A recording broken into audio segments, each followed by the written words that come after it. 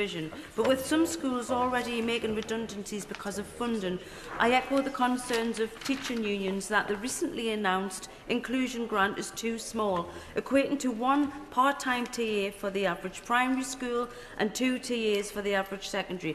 Can the Minister reassure me and educators in Durham that there will be adequate funding available to make our schools more inclusive for children with SEND, whilst allowing schools to protect the support those children with SEND in mainstream classrooms already have? Minister. Mr Speaker, we are committed to investing in schools. Our plans include an extra £1.6 billion going directly into schools and £1.8 billion into the wider Experts at Hand service. And this is on top of increasing funding to the school's core budget. In this Parliament, we will continue to grow our investment in both SEND and schools to ensure every child gets the best start in life. Laura Trott, Shadow Secretary of State. Thank you, Mr Speaker. Under what circumstances does the Secretary of State think it's appropriate for a 5-year-old to socially transition? No State.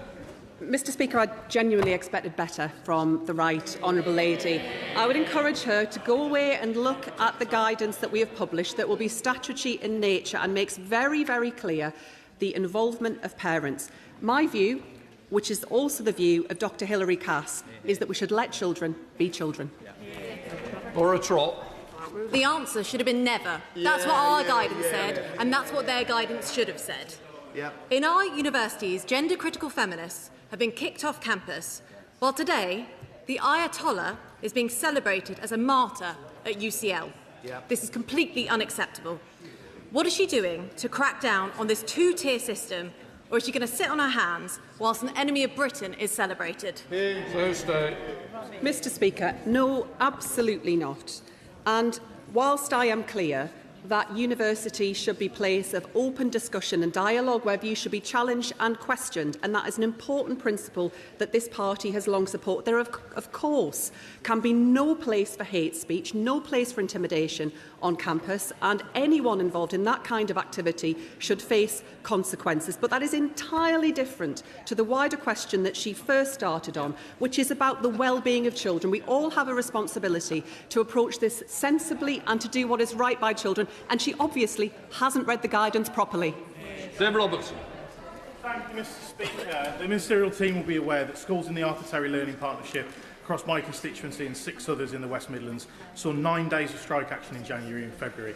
The Trust was consulting on staff cuts because it had a multi-million-pound hole in its budget, a hole that senior leaders put down to a mistake in the finances. I'm glad there's now new leadership in place at Arthur Learning Partnership. What steps can our government take to ensure that trusts are held to account much more strongly than they currently are? Minister. Mr Speaker, I really appreciate the way that my honourable friend has been working closely with me on this issue. The Department sets clear financial management expectations for trust through funding agreements in the Academy Trust Handbook, and we are bringing in inspections of multi-academy trusts to ensure good governance and financial management. Democrat spokesperson Munira Wilson. Thank you, Mr Speaker. The Secretary of State has quite rightly said that someone's background should be no barrier to success. So if she doesn't propose to increase the pupil premium budget, would she confirm how many children will lose out when she seeks to rebalance it? And will she guarantee that the money will always follow the individual child, not where they live? Mr Speaker, as the Honourable Lady will know, we've set out that we intend to consult on getting the best outcomes for children through use of the money that we are targeting on disadvantage. Free school meals is a rather blunt way of doing that, and we're keen to explore ways in which we can make sure that all children from less well-off backgrounds, including pupil premium children, get the very, very best from their education. But it is a consultation, and I'd be more than willing to discuss it further with her. Hazelgrove. I thank the Schools Minister for meeting with my constituent Christine Lote to discuss her campaign to see the school's admissions code broadened, following her own stage 4 cancer not being factored into her daughter's primary school allocation, seeing her placed further from home. Christine can't walk her daughter to school anymore, and her daughter can't access the specialist bereavement support at their more local schools. Could the Minister please confirm if this change can be considered as part of the admissions code consultation, and if information about this issue can be shared with other local authorities to inform their policies and help prevent this for other families?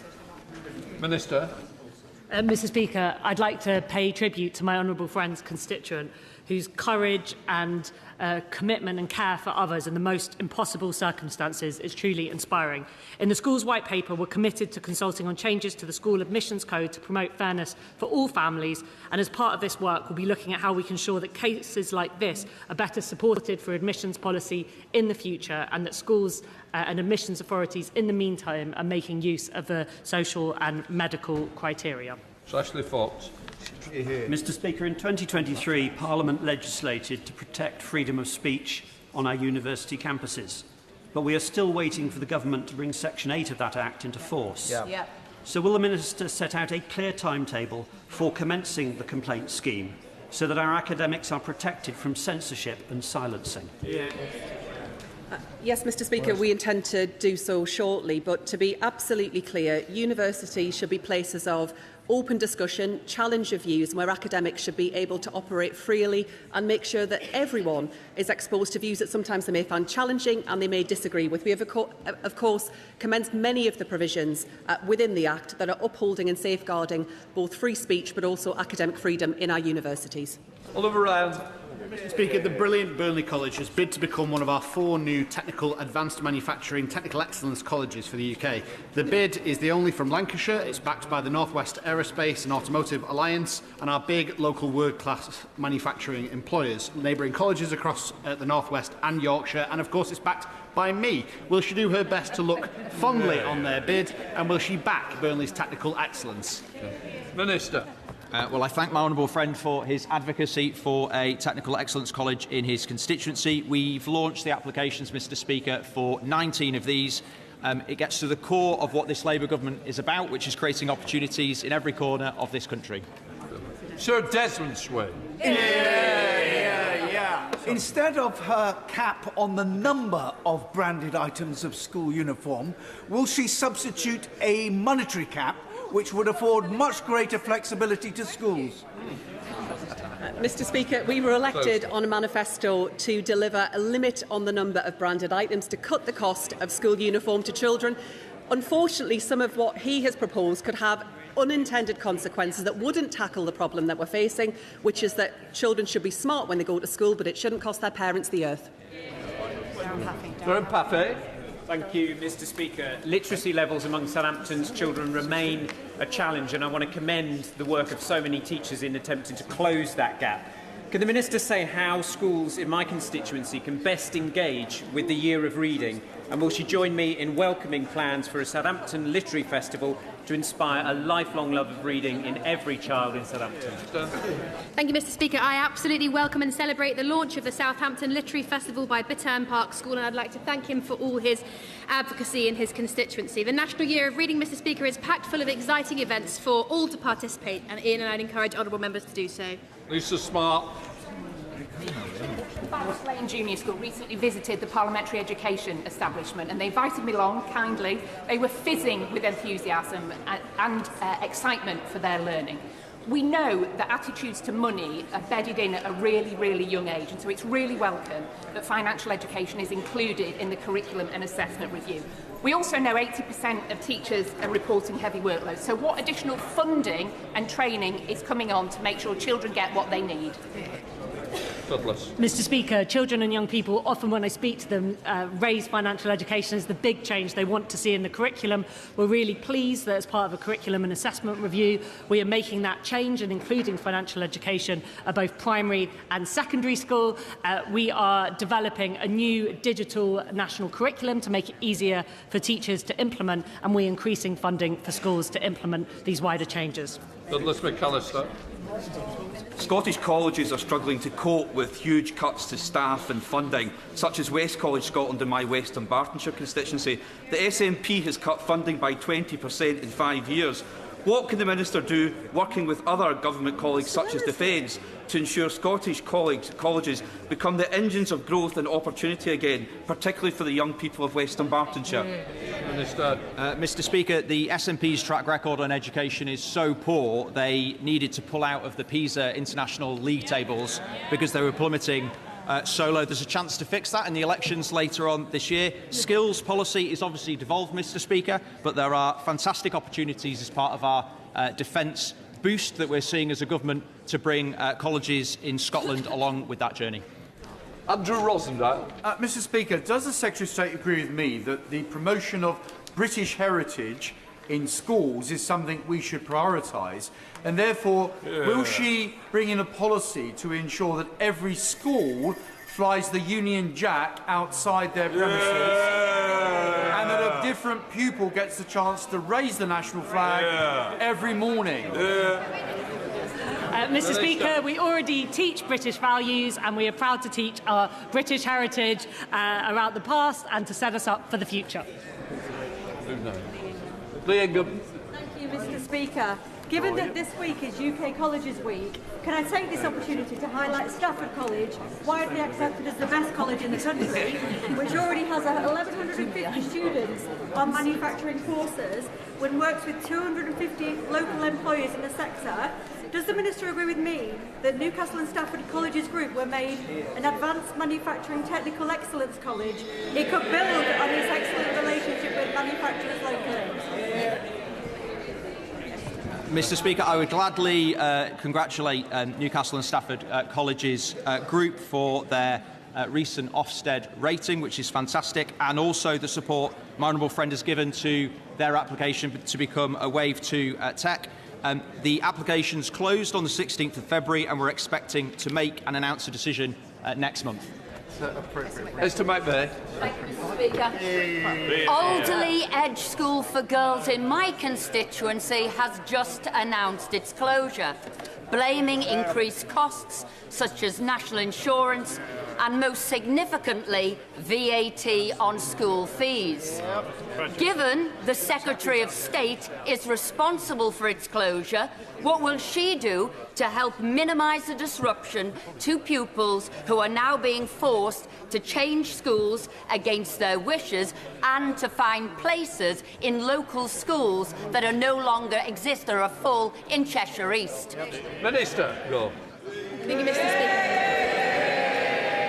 Thank you, Mr. Speaker. I'm sorry to hear about the closure of the school in her constituency, but do state that closures of private schools have been in line with historical trends. I would also say to her that all pupils are entitled to a state school place and she should contact the local authority to discuss it further. Phil Maskell.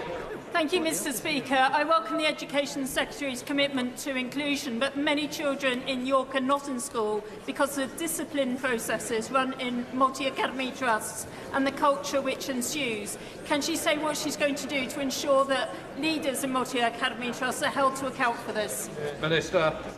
Mr. Speaker, we think it's absolutely essential that all children have access to an inclusive education. It's why Ofsted is now inspecting all schools on inclusion. And as part of a school's white paper and the SEND consultation, we've set out new guidance on reasonable adjustments to support schools to do that. And we'll be inspecting multi-academy trusts on their decision-making. Suella Bratton. Disgracefully, the pro-Ayatollah Student Society plans to host a commemorative event in name of the fallen on the campus of University College London, i.e. in support of those who supported the brutal IRGC regime. Does the Secretary of State agree that this is utterly wrong, that taxpayer-funded university resource is being used to propagate the murderous ideology of the Tehran regime, which has attacked UK bases and with whom we are effectively at war? Secretary of State. Mr. Speaker, we expect to see the strongest possible action where hate speech or illegal activity takes place, whether that's on campus or anywhere else, and I would expect any suggestions of that kind of activity to be fully investigated by those responsible for enforcing the law. Final question, Jonathan Brash. Speaker, as this is Colleges Week, will the Secretary of State join with me in paying tribute to the incredible college staff in Hartlepool and across the country for the work they do? And does she agree with me we have to end the misguided prejudice that the academic route is always best and champion vocational qualifications to give us the workforce we need to rebuild our country? Okay. Mr. Speaker, I do pay tribute to the amazing people that work across our colleges and in further education, including Hartlepool College, and I look forward to being in Hartlepool very soon with my humble friend to see that at first hand. Let the front benches change over.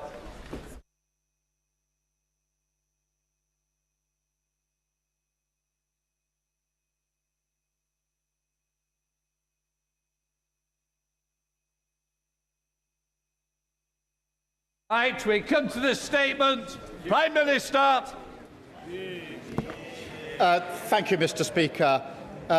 With permission, I will update the House on the situation in Iran and the wider region and our response. Mr. Speaker, the United Kingdom was not involved in the initial strikes on Iran by the US and Israel. That decision was deliberate.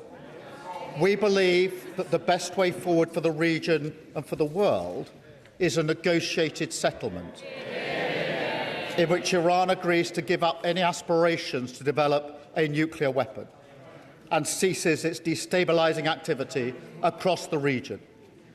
That has been the long-standing position of successive British governments. President Trump has expressed his disagreement with our decision not to get involved in the initial strikes. But it is my duty to judge what is in Britain's national interest. That is what I've done, and I stand by it. But, Mr. Speaker, it is clear that Iran's outrageous response has become a threat to our people, our interests and our allies, and it cannot be ignored. Iran has lashed out across the region. They've launched hundreds of missiles and thousands of drones at countries which did not attack them, including the UAE, Saudi Arabia, Kuwait, Qatar, Iraq, Bahrain and Oman. And overnight, Hezbollah, Iran's proxy in Lebanon, launched attacks on Israel, seeking to escalate the war. Mr. Speaker, there are an estimated 300,000 British citizens in the regions, residents, families on holiday, and those in transit. Iran has hit airports and hotels where British citizens are staying. It is deeply concerning for the whole House and the whole country. And, Mr. Speaker, our armed forces are also being put at risk by Iran's actions. On Saturday, Iran hit a military base in Bahrain with missiles and drones. There were 300 British personnel on the base, some within a few hundred yards of the strike. Last night, a drone hit RAF Akrotiri in Cyprus. There were no casualties in this strike. Mr. Speaker, it is important for me to say that our bases in Cyprus are not being used by US bombers. The security of our friends and partners in Cyprus is of critical importance. And, Mr. Speaker, I want to be clear. The strike on RAF Akrotiri in Cyprus was not in response to any decision that we have taken. In our assessment, the drone was launched prior to our announcement.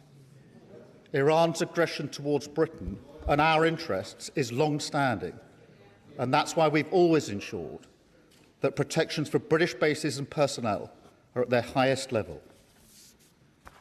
Mr. Speaker, it is very clear that the death of the Supreme Leader will not stop Iran from launching these strikes. In fact, their approach is becoming even more reckless and more dangerous to civilians.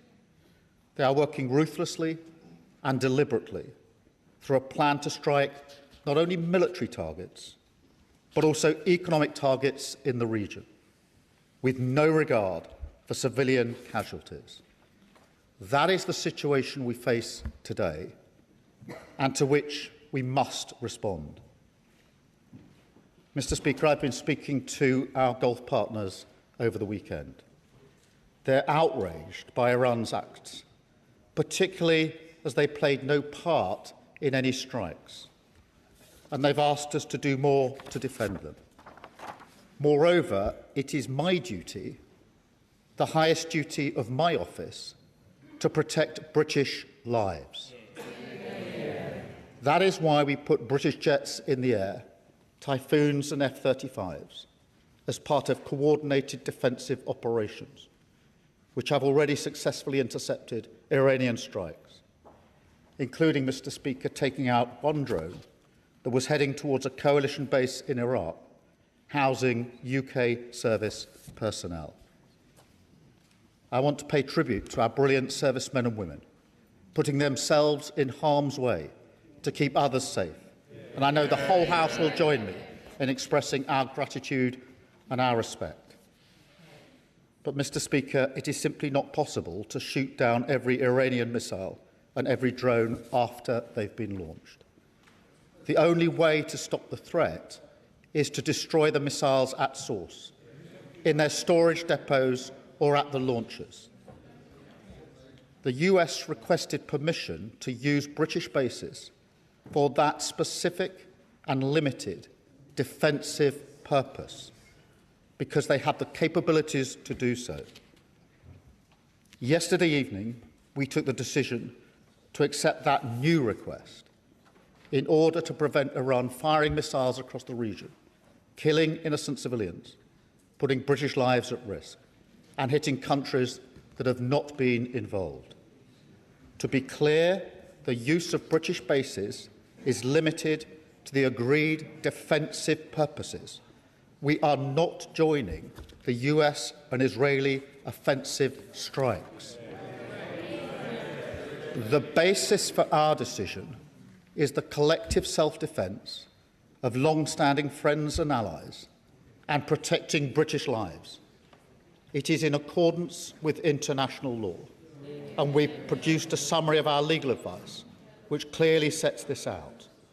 We will keep the decision under review. Mr. Speaker, we are not joining the strikes, but we will continue our defensive actions in the region. France and Germany are also prepared to enable US action to destroy Iran's capability to fire missiles and drones from source. I've been in close contact with President Macron and Chancellor Merz in recent days, as well as President Trump and leaders across the region to that end. Mr. Speaker, be in no doubt, the regime in Iran is utterly abhorrent. In January, they murdered thousands of their own people, the full horror of which is still hidden from the world. For decades, they have sought to destabilise the region and export terror around the world. Their proxies in Yemen have targeted British ships in the Red Sea. They facilitated Russia's attacks in Ukraine. The regime's tentacles have even reached these shores, posing a direct threat to Iranian dissidents and to the Jewish community. Over the last year alone, Iran has backed more than 20 potentially lethal attacks on UK soil, each of which, Mr. Speaker, we have foiled. So it's clear the Iranian regime must never be allowed to get their hands on nuclear weapons. That remains the primary aim of the United Kingdom and our allies, including the US. And ultimately, this will have to be achieved at the negotiating table. Mr. Speaker, in this dangerous moment, our first thoughts are with our citizens in the region, friends, family members and constituents. I recognise the deep concern that the situation is causing for those involved and for communities across the country. We're asking all British citizens in the region to register their presence so we can provide the best possible support, and to monitor the Home Office travel advice, which is being regularly updated. Across much of the region, airspace remains closed, and local authorities are advising individuals to shelter in place.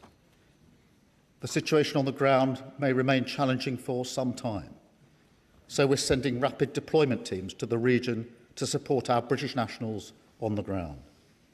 And we're in close contact with the travel industry and governments in the region, including with our friends in the UAE, given the concentration of British nationals in that country. And we're looking at all options to support our people. We want to ensure that they can return home as swiftly and safely as possible. The FCDO phone lines are open to provide consular support, and ministers are available to meet MPs to discuss any individual cases.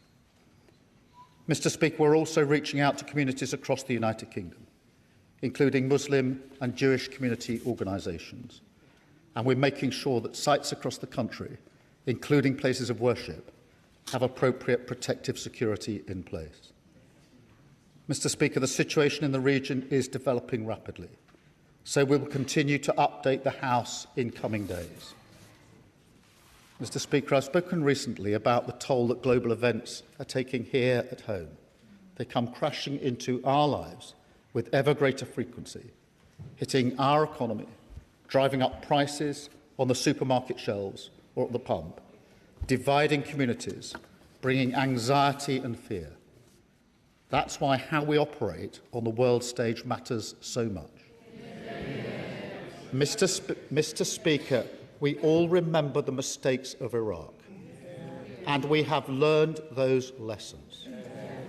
Any UK actions must always have a lawful basis and a viable, thought-through plan. I say again, we were not involved in the initial strikes on Iran, and we will not join offensive action now.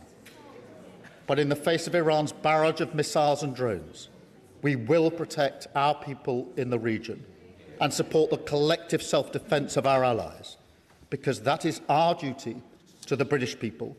It is the best way to eliminate the urgent threat, to prevent the situation spiralling further, and support a return to diplomacy. It is the best way to protect British interests and British lives. That is what this government is doing, and I commend this statement to the House. Leader of the Opposition, Kemi Bednall. Thank you, Mr. Speaker. And can I thank the Prime Minister for advance sight of his statement and for the security briefing I received earlier. This is a defining moment for the people of Iran, the wider Middle East and the world order. I know that hundreds of thousands of British people still in the region, many sheltering from drone attacks, are fearful about making it home. I agree with the Prime Minister that everyone in the region should follow FCDO advice and register their presence with the British Embassy. Can the Prime Minister confirm whether he is making contingency plans for a potential evacuation of UK citizens and what stage the operational planning is at? Let me also, Mr. Speaker, pay tribute to our brave service personnel stationed in British bases in the region. I know that this will be an anxious time for them and their families. They all have our support. Mr. Speaker, we stand in solidarity with our allies, including Bahrain, the UAE, Saudi Arabia, Kuwait, who, along with others, have been on the receiving end of unprovoked aggression. On Saturday, our allies, the United States and Israel, took targeted action against the Iranian regime, a regime which for decades has been brutally repressing its own citizens, whose leader had the blood of hundreds of thousands of Iranians on his hands and of countless others around the world killed by Iranian proxies. This regime is the world's foremost sponsor of international terrorism. It seeks to annihilate the world's only Jewish state. It has said so repeatedly, and we should take despots at their word. It is a regime whose apparatchiks chant death to Britain. It has attacked British nationals and conducted multiple plots on British soil, as the head of MI5 has warned. It is manufacturing drones en masse for Russia, drones which are raining down on innocent Ukrainians, and it continues to try to develop nuclear weapons in flagrant violation of international agreement, nuclear weapons which, if obtained, would be an existential threat for this country. The outcome of Ayatollah Khamenei's death will, we hope, be a safer Middle East and a safer world, with the future of Iran back in the hands of the Iranian people. But that outcome is not yet guaranteed. On Saturday, our allies in Canada and Australia immediately backed the action taken by America against this despotic regime in Tehran. And I have made it very clear that the Conservative Party also stands behind America taking this necessary action against state-sponsored terror. But over the weekend, statements from the government and the Prime Minister provided no such clarity. It was only last night that the Prime Minister finally told us that the government would allow our allies the use of our own air bases, despite it being obvious that UK interests were under imminent threat. It took Iranian missiles hitting allies in the Gulf before he finally made a decision. And even after that, the Foreign Secretary said this morning that the government has put limits on the actions of our allies operating from our bases. Unbelievably, in his statement today, the Prime Minister still cannot say whether he backs the strikes or not. Today, the President of the United States has taken the extraordinary step of rebuking the Prime Minister publicly, saying he took far too long to grant access. We are told that this dither and delay is because of concerns over international law, but I am afraid that explanation simply does not hold. International law didn't prevent our allies from clearly and unequivocally stating whose side they were on. You don't need international law to say whose side you're on. It has not prevented British governments in the past from supporting strikes which we knew to be right. As the Shadow Attorney General has said, if the doctrines of international law are unable to restrain Iranian terrorism and mass murder, if they tie the hands of democracies while forcing us to stand and watch Iranian atrocities, international law will have failed. It will have become a fundamentally immoral system of law. Why is it that under this Prime Minister, international law always seems to be at odds with our national interest? Why is it that we are giving away? Why is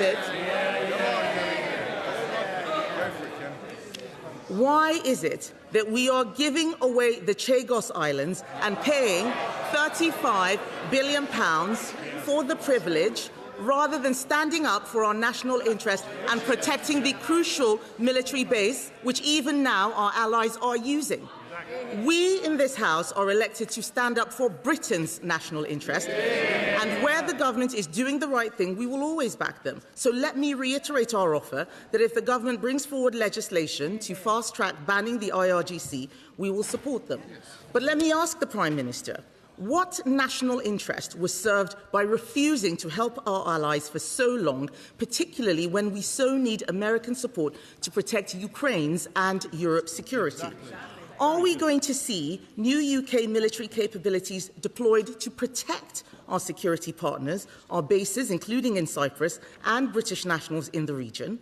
And will the Prime Minister ensure the Chancellor uses the Spring Statement tomorrow to set Britain on a clear path to 3% of GDP on defence spending? There is no point wanting action to make the world a safer place, but being too scared to do anything except stand by and watch others. Mr. Speaker, our national interest and national security must be front and centre. The Conservative Party will always work with our allies to make the world a safer place. Mr. Speaker, she asked about contingency plans for UK nationals, and I can assure her and the House we're working at speed with our partners in the region to take whatever measures we can to make sure that our people can return as safely and as swiftly as possible, and will continue to do so. And I'm happy to update her and the House as we roll out those plans. Mr. Speaker, let me be very clear. There were two distinct and separate decisions over the weekend. The first decision was whether or not the United Kingdom should join the US-Israel offensive against Iran. We took the decision that we should not. We should not. Absolutely right. The second decision was a separate decision, and actually a separate request from the US, which was whether we should permit the use of bases for the distinct, specific, defensive purpose of collective self-defence of our allies and to protect British lives, which were put at risk by the actions of Iran on Saturday and Sunday. We took the decision that we should do so. I am clear in my mind that any UK action must always have a lawful basis. It must also always have a viable and thought-through plan. And it must be in our national interests. The Leader of the Opposition, I think, is saying she would have joined the initial strikes whether they were lawful or not.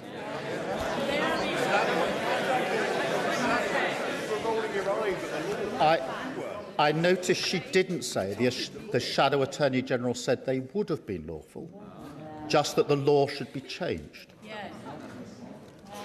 And I think she said they would have joined the initial strikes without regard to whether they had a plan.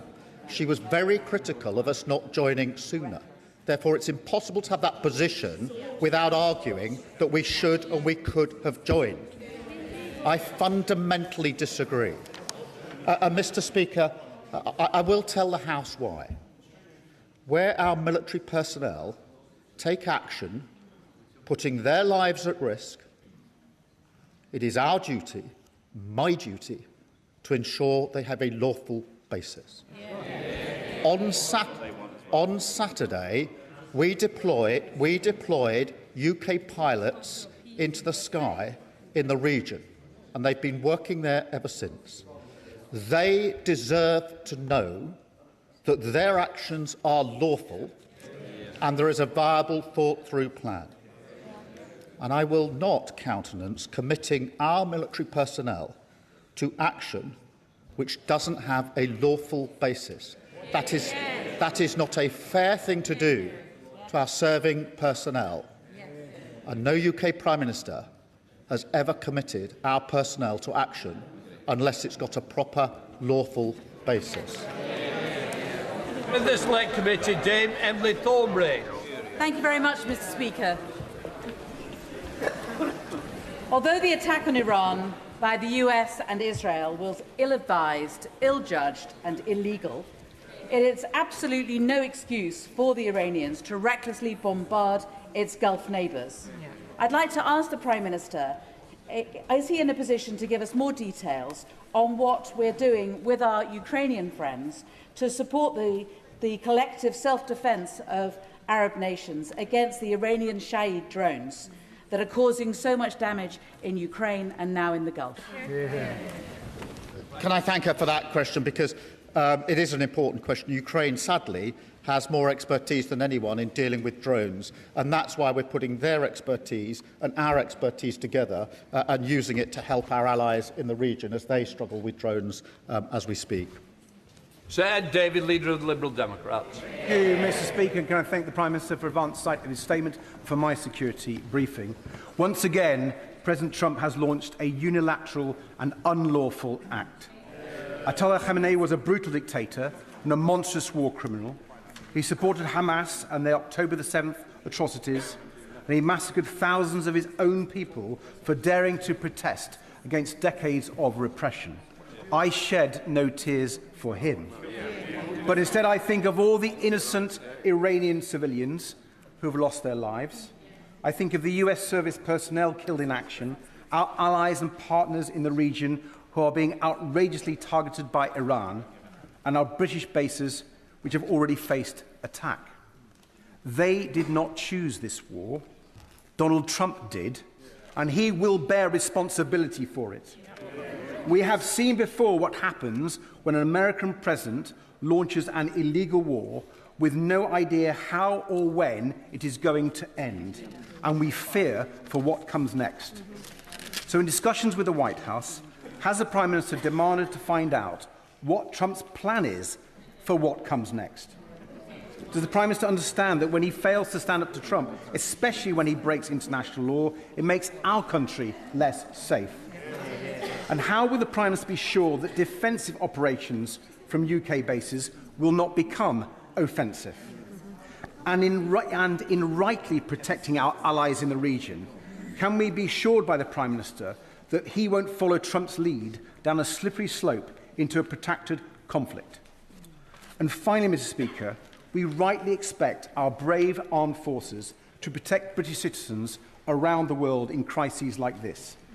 But that includes tax exiles like Isabel Oakeshott and washed-up old footballers who mock ordinary people who stay in the UK and pay our taxes here. So as we protect them, does the Prime Minister agree it is only right for tax exiles to start paying taxes to fund our armed forces, just like the rest of us do? Well, can I thank you for his question and agree that the response of Iran has been outrageous, particularly hitting countries which played no part in the strikes on them. We have had extensive discussions with the United States at all levels, including the military-to-military level, continually over the course of the weekend. We deliberately took the decision not to join the offensive strikes that were carried out by the US and Israel. We did take the decision to take defensive action, firstly ourselves on Saturday with putting pilots in the sky, and secondly by allowing the bases to be used for purely defensive reasons. And we clearly set out the legal basis upon which we took the second of those decisions. And in relation to the limits, they are limited to defence, and that is the base upon which we've agreed the basing. In relation to his last point, I want to be clear that it is my duty, our duty, to protect all UK nationals in the region, and we will endeavour to do everything we can in order to do so. Chair of the Defence Select Committee, Tamanji Singh Desai. Thank you very much, Mr. Speaker. The Iranian regime, including its late leader Ayatollah Ali Khamenei, are of course no friends of our country, but I thank the Prime Minister for clarifying that the UK had no involvement in the Israeli and US strikes on Iran. And indeed, my heartfelt condolences to all those who have sadly lost loved ones in the region thus far. And I'm extremely concerned about the safety of the millions of people in the region, including the thousands of Brits who are living there and currently stranded there. So can the Prime Minister please confirm what steps are being taken to ensure their safety, especially from the one-way attack drones? What steps are being taken to help evacuate those Brits who are stranded and want to come back to the UK? And what steps are being taken with our allies to help de-escalate the situation? In relation to the protection of our citizens, obviously we're still operating and we will continue operating defensively in the air in the region, taking out the missiles and the drones and the strikes, and we have permitted the US basing specifically for the purpose of taking out Iran's ability to launch the strikes in the first place, and the US has the capability to do that in particular. On the question of our citizens and their desire, understandably, to return home as swiftly and safely as possible, we're doing all that we can, working very closely with our partners in the region, and I would ask all those in the region to register their presence so we can give them the best advice as quickly as possible as to how we can keep them safe and bring them home as quickly as possible. Father of the House, Edward Lee.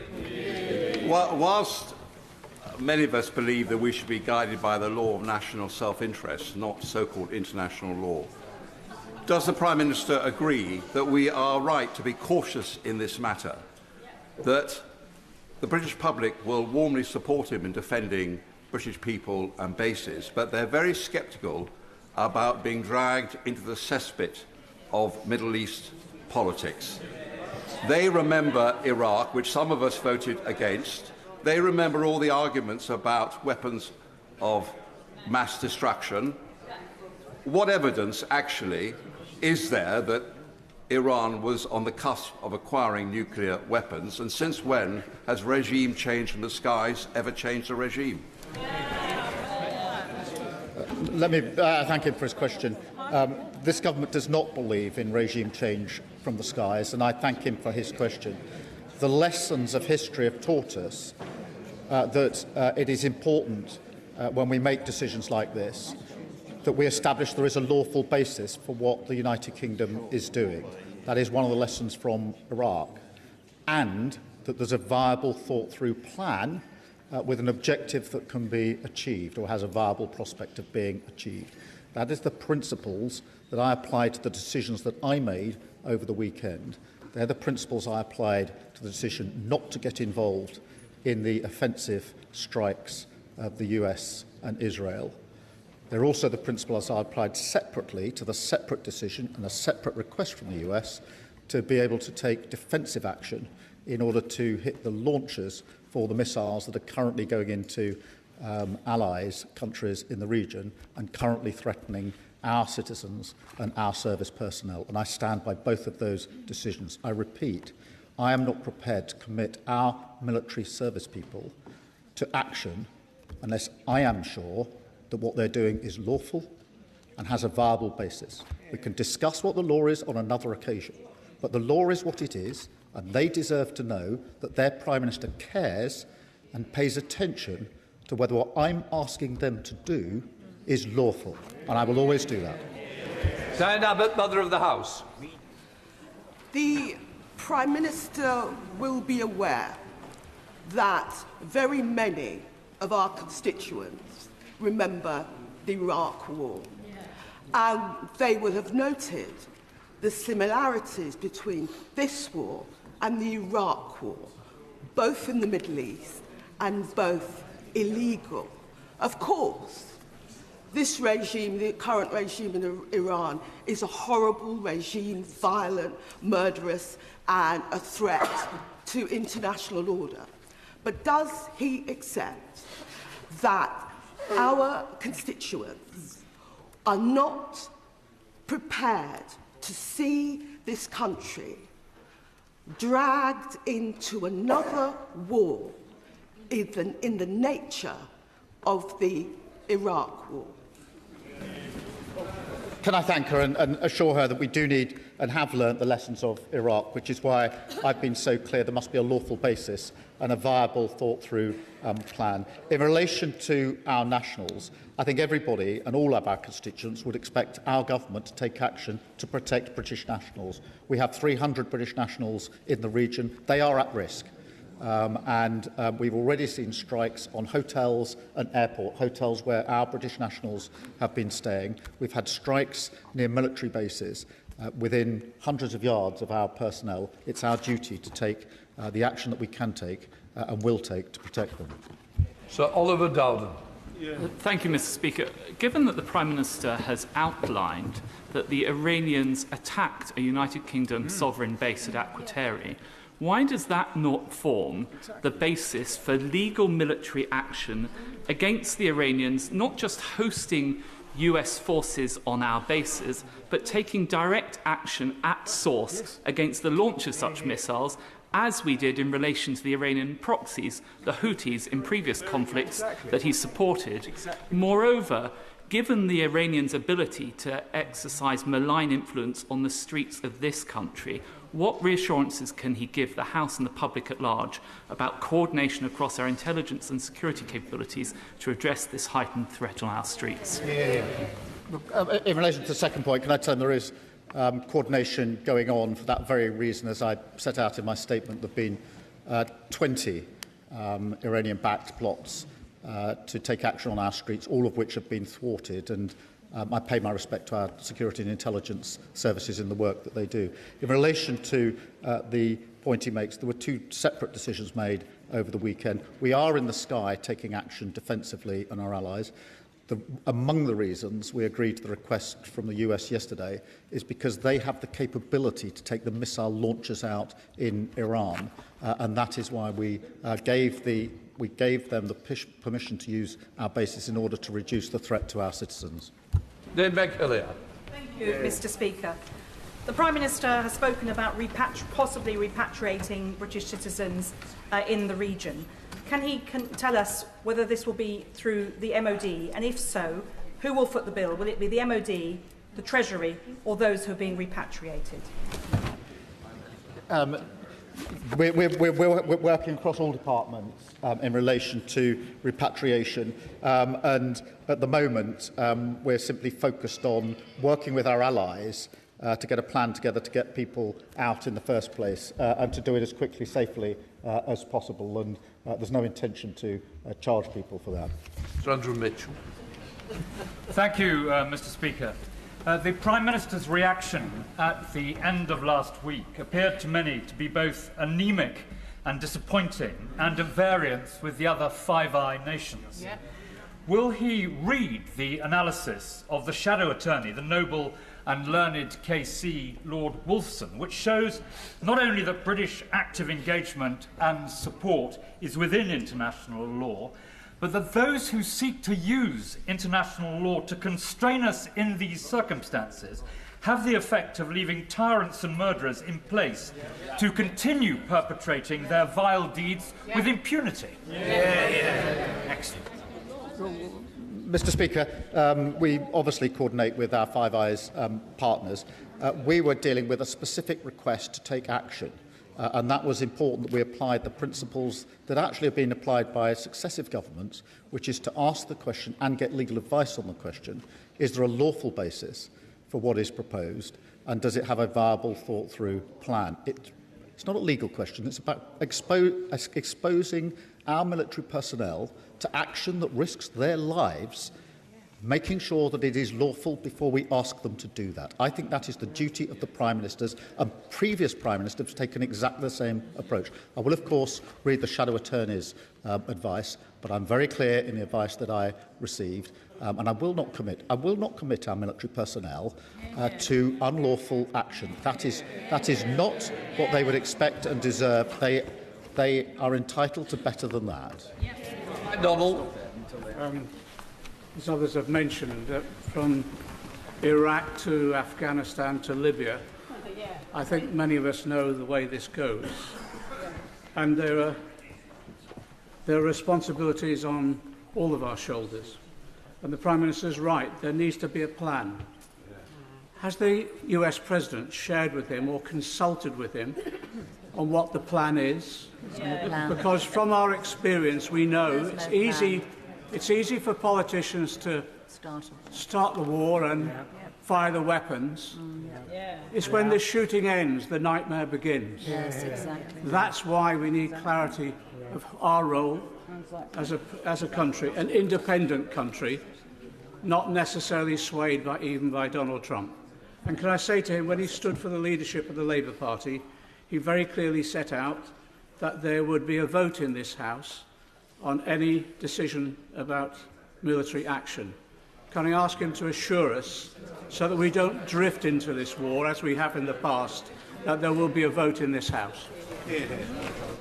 Well, can I thank him? And he's right to urge caution. History teaches us that. And that is why it's important not only that there's a lawful basis, but there is a plan that is viable and thought through. And obviously, we've had discussions at all levels with the US in relation to that. In relation to the decision I took yesterday, I'm very clear what the lawful basis is and what the plan in relation to the protection of our nationals is. On the question he raises about a vote, that is, of course, a vote on offensive action, deploying our troops or military, and that is not this situation. Carmichael. You will recall that in 2003, this House voted to support George Bush's war in Iraq, and that 10 years later then we voted against supporting Barack Obama's intervention in Syria. I believed and still believe that on both occasions we made the wrong decision, but it was of critical importance for the political and even the social cohesion of this country that these should be decisions made in this chamber. Mr. Speaker, the people of the United Kingdom will not support an intervention that does not have a clear objective and a clear plan for post-conflict period. Will the Prime Minister be guided by these principles, and will he ensure that this House is given its place in whatever is handed to us in the weeks and months to come? Well, of course, this House must hold accountability and debate on this issue. But just in relation to the vote, there is no convention for a vote in relation to defensive action, only offensive action.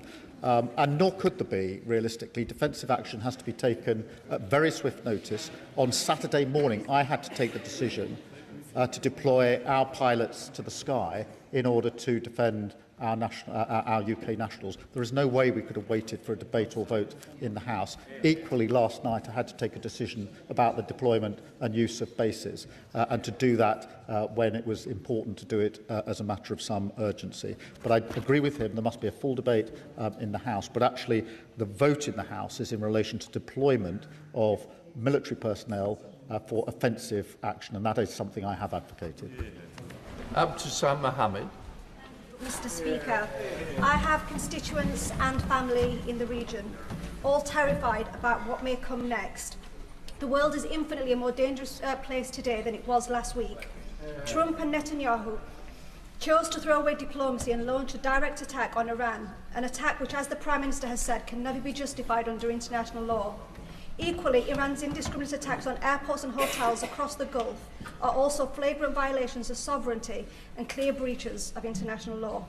Does the Prime Minister recognise that this regime change attempt, like so many others before it, will only result in years of instability and conflict in the region?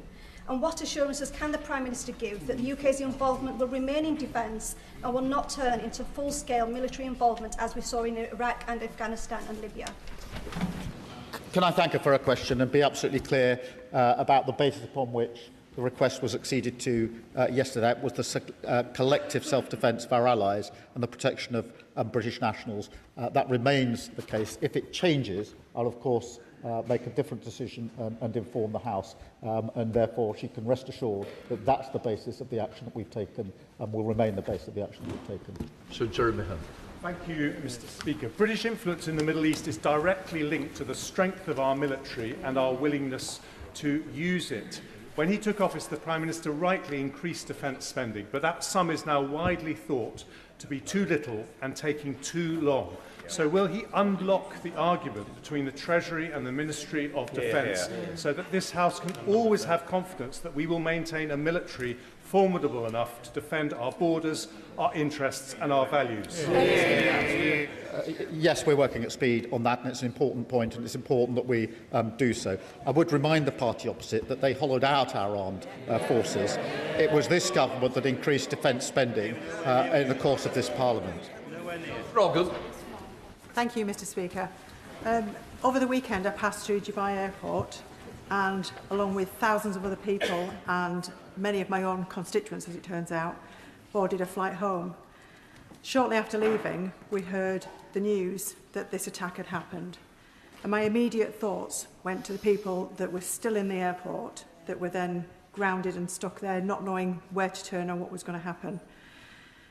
Now, rather than the blatant aggression and angry sneers that we're seeing from some of the opposition, would the Prime Minister agree that what we need in this situation is calmness and a clear and strategic plan? That is what our constituents want. Can I thank, and I'm sure that's what our constituents do want. Can I also say how concerned I think we all are across the House at the attacks on hotels and airports in particular. These are hotels that British nationals and others are using, and airports, of course, that civilians are using. This is the extent of the strikes by Iran and the reckless disregard for civilian life that comes with the targets they're working through. Sir Olney. The people of Iran have suffered decades of atrocities under the rule of an oppressive regime. However, as we've seen from Iraq and from Libya, the removal of an evil head of state without a future plan for governance can lead to countries becoming failed states. So while I welcome the Prime Minister's reluctance to involve the UK in another protracted war in the Middle East, I remain unclear on the government's vision for the region. I'd like to ask the Prime Minister, does he want regime change? Have his officials contacted the leading opposition figures, such as Reza Pahlavi, to arrange such contingency plans? Or does he wish to negotiate a diplomatic solution with the current regime? Mr. Speaker, the immediate plan is obviously to take the necessary measures to protect our nationals. And look, no, I don't think anybody mourns the death of the Supreme Leader. I firmly believe that ultimately the only way forward is a negotiated outcome. Whatever the conflict going on, in the end it will have to end in a negotiated outcome. And that has been the consistent position of both parties for a considerable period of time. Polly Billington. So far, we have rightly been focused on defending and protecting British citizens in the region. Can the Prime Minister confirm, though, that he believes that the future of the Iranian government is a matter for the Iranian people and no one else?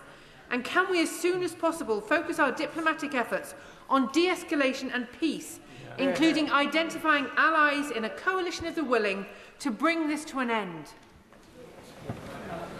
Can I strongly agree with her that the future for Iran is for the Iranian people, and we must absolutely establish that as a founding principle, and that it is our duty to de-escalate in the region and globally. And of course, it's really important that we're acting with our allies, and that's why I was talking to both the Germans and the French over the course of the weekend on a number of occasions.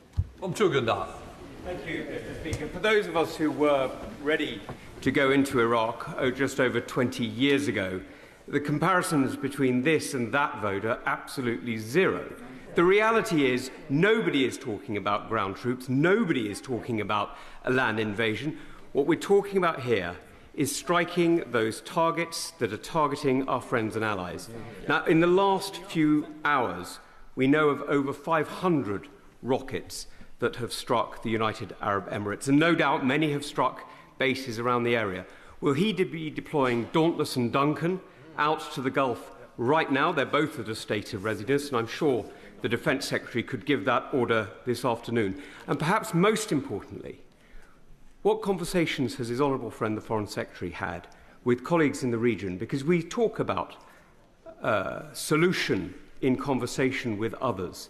But frankly, at the moment, it looks like there will be conversation with nobody, because these events will be happening without us having any part in them.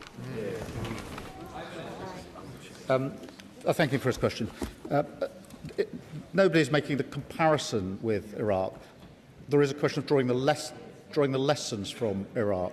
And the lessons I draw is that there must be a lawful basis for the action that we take, and there must be a viable plan. On the question of the operational matters, I won't go into that across the dispatch box. As for his point about the Foreign Secretary, at all levels, including the Foreign Secretary, we've been talking intensively to our allies over the last few days, intensively. And they've been extremely grateful for what we've done and the way in which we have engaged. I've spoken personally to all the leaders in the region, so I'm not sure what point he's making about us not being involved. They are very grateful for the way that we've involved, and the Foreign Secretary and the Defence Secretary have worked round the clock in the last few days to ensure that all the necessary conversations are had, as he would expect, and I think he probably knows has been happening. Thank you, Mr. Speaker. Can I thank the Prime Minister for setting out clearly the reasons why Britain did not join the US and Israel's attacks on Iran? Can I also thank him for ensuring the defence of Britain's Gulf partners and protecting the 300,000 Britons in the region? I agree with him that a negotiated settlement and diplomacy is the best path to peace. Can the Prime Minister outline the role Britain is playing to ensure that the Iranian people are listened to so that they have peace and security ahead, not more war and chaos, not another murderous Iranian regime, and not another US-imposed regime change?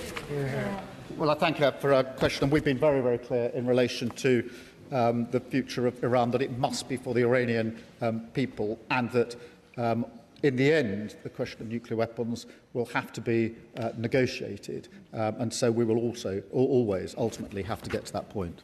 Stephen Gaffin. Mr. Speaker, the Prime Minister will understand why the ghosts of Iraq do hang heavy over this chamber at times like this. And on that basis, does he agree with me that the best tribute to the murderers in Tehran and the Iranian regime is a maintenance of an international rules-based system? And more than that, we owe it to the people across the region to learn from the instability that we had in the aftermath of Iraq. And on that basis, will he tell us what is the long-term viable plan? Thank you for his question, and we do need to learn the lessons of history, and that's why a rules-based system is important.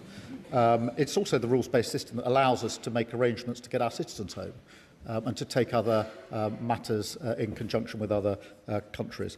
And in relation to the plan on the basis of the decision I took last night, that is to take the necessary measures to protect British nationals, and we're clear that in the end there has to be de-escalation and a return to negotiation. Alex Ballinger. Thank Mr. Speaker, and can I thank the PM for his restraint in this operation so far and not heeding the calls from the Leader of the Opposition to get us embroiled in the reckless US and Israeli strikes on Iran. I still remember interventions in the region, colleagues not returning from Afghanistan, friends who were shot down and tortured over Iraq, and the massive destruction that we've seen to civilians. So will the Prime Minister commit to limiting UK personnel to defensive operations to protect our citizens and our allies and not get us further embroiled in this unwise and dangerous war? Yes, I can, and I can absolutely assure him and the House that there will always be a lawful basis for any actions that we take, and there must be a viable plan for it. Rebecca Smith. Speaker, over the weekend I heard from families in my constituency whose loved ones, also my constituents, are amongst the 300 service personnel in Bahrain who are within metres of the Iranian missile strike. Now, given we have known about the US force build-up in the region for some time, why did the activity to decommission HMS Lancaster in Bahrain continue? And I trust this is not an operational question. Will the works be paused and service personnel withdrawn until the threat status has been downgraded? Well, I thank her for a question. In relation to her constituents, can I ask her, if they haven't already done so, to ask them to register their presence as quickly as possible so that we can give them the necessary advice, because this is about how we get people coming out in the coming days. There are obviously wider questions in the region, but it is very important that we take the necessary measures in the coming days. Imran Hussain. Thank you, Mr. Speaker. Afghanistan, Iraq, Libya, Syria, Yemen, and now this illegal war on Iran. The reality is, time and time again, we are dragged into conflicts that are illegal, make the region less stable, and result in devastation and the deaths of hundreds of thousands of innocent men, women and children. Have we not learned the lessons from the past?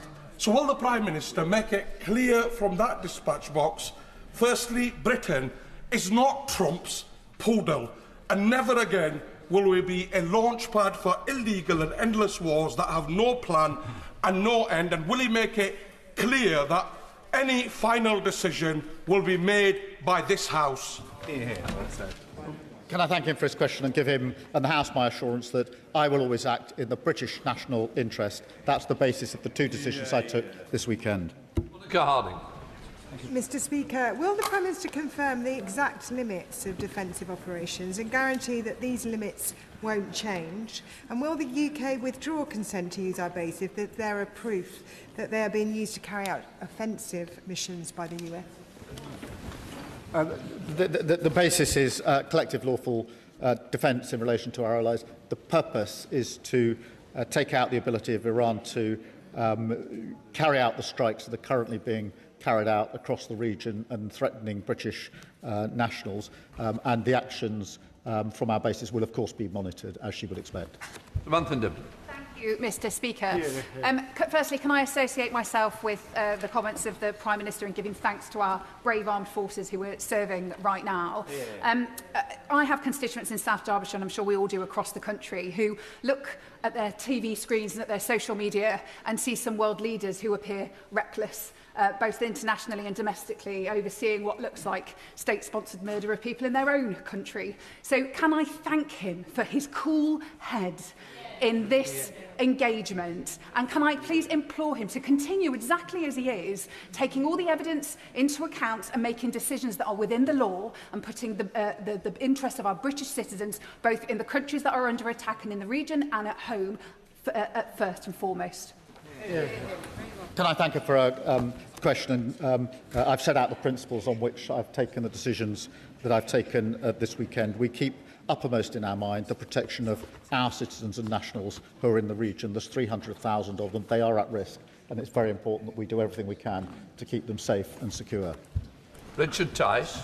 Thank you, Mr. Speaker. The truth is this dreadful Iranian regime has been a permanent threat to British interests, British citizens, both domestically and abroad, attacking us, they're spreading their extremist ideology. And surely the Prime Minister understands that actually the United States and Israel has done the West a huge, huge favour in degrading the military capability of this terrible regime. And does he not understand that after 10 years of negotiation that have failed, actually the West was left with no alternative? And does he understand also that actually, in refusing to support the US, he has humiliated us on the international stage? Can I agree with him that the regime is abhorrent for all the reasons that I've already set out? But I think he's saying that because of that, it is perfectly right for a British Prime Minister to deploy and take action which would not be lawful. I simply and fundamentally disagree. I think it's a very important principle when we're talking about our personnel that we ensure that what we're asking them to do, and they're being asked to put their lives at risk, that we ensure that it is lawful. I believe in that fundamentally. I'm surprised if he doesn't. Member Chorlong. In his statement, the Prime Minister mentioned the drone attack on RAF Akrotiri and the UK's support for the security of friends and partners in Cyprus. Can he tell us how the UK is coordinating efforts with the Cyprus government to ensure the safety of the whole island, including the bases? Can I assure him I spoke to the President of Cyprus yesterday, and I'm hoping to speak to him again later today. Can I repeat what I said earlier, because it's important for reasons that he and the House will understand? The bases in Cyprus are not being used and not going to be used by the US. And it's very important. Why not? Because they're not suitable. But it's very important that that is made clear, because the President and I have been discussing that, as he will understand. John Whittingdale. Thank you, Mr. Speaker. On Saturday, Prime Minister Carney said, Canada supports the United States acting to prevent Iran from obtaining a nuclear weapon and to prevent its regime from threatening international peace and security. Why was our Prime Minister not able to make the same statement? Was Prime Minister Carney wrong? Look, I'm not trying to pick divisions between our allies on this. I was presented with a different scenario, which is whether we should accede to two requests in relation to action to be taken. That is different, and that requires careful consideration of both the lawful basis and the viable plan. That is the basis on which I took the two decisions that fell to me. Different decisions fall to other Prime Ministers. Tony Vaughan. Mr. Speaker, I thank the Prime Minister for his careful response to this issue and his ongoing commitment to the international rule of law. My constituents' parents, Lindsay and Craig Foreman, are currently serving an appalling and unjustified 10-year sentence of imprisonment in Evin prison in Tehran. Other governments have given detailed instructions to their nationals as to what to do if Evin's prison gates were to open and order breaks down. So first of all, will the Prime Minister confirm that a plan covering that situation will be communicated to them to ensure their safety? And secondly, has the government impressed upon the US and Israel the importance of not targeting Evin prison as Israel did last year, given that the lives of 2 British citizens are at stake? Well, can I thank him for raising this case and assure him that we have been and will continue to take all necessary action to safeguard their interests in relation to this case. Dr. Ross Savin. Thank you, Mr. Speaker. RAF Fairford is in my constituency of the South Cotswolds. The government has now authorised the US Air Force to use RAF Fairford for defensive operations. Residents have been contacting me today, understandably concerned for their safety, especially given the recent events at RAF Akrotiri.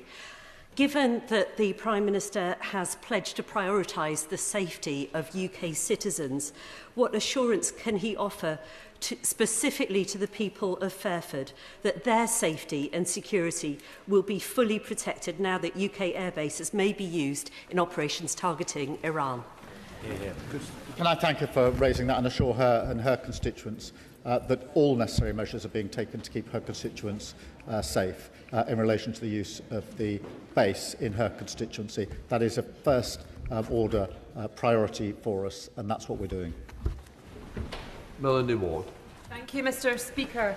The Prime Minister is right to be clear that UK military action has to be in line with international law and that we were not involved in Israel and the US's offensive action. He is also right to act to protect British lives and British interests in the face of Iranian attacks.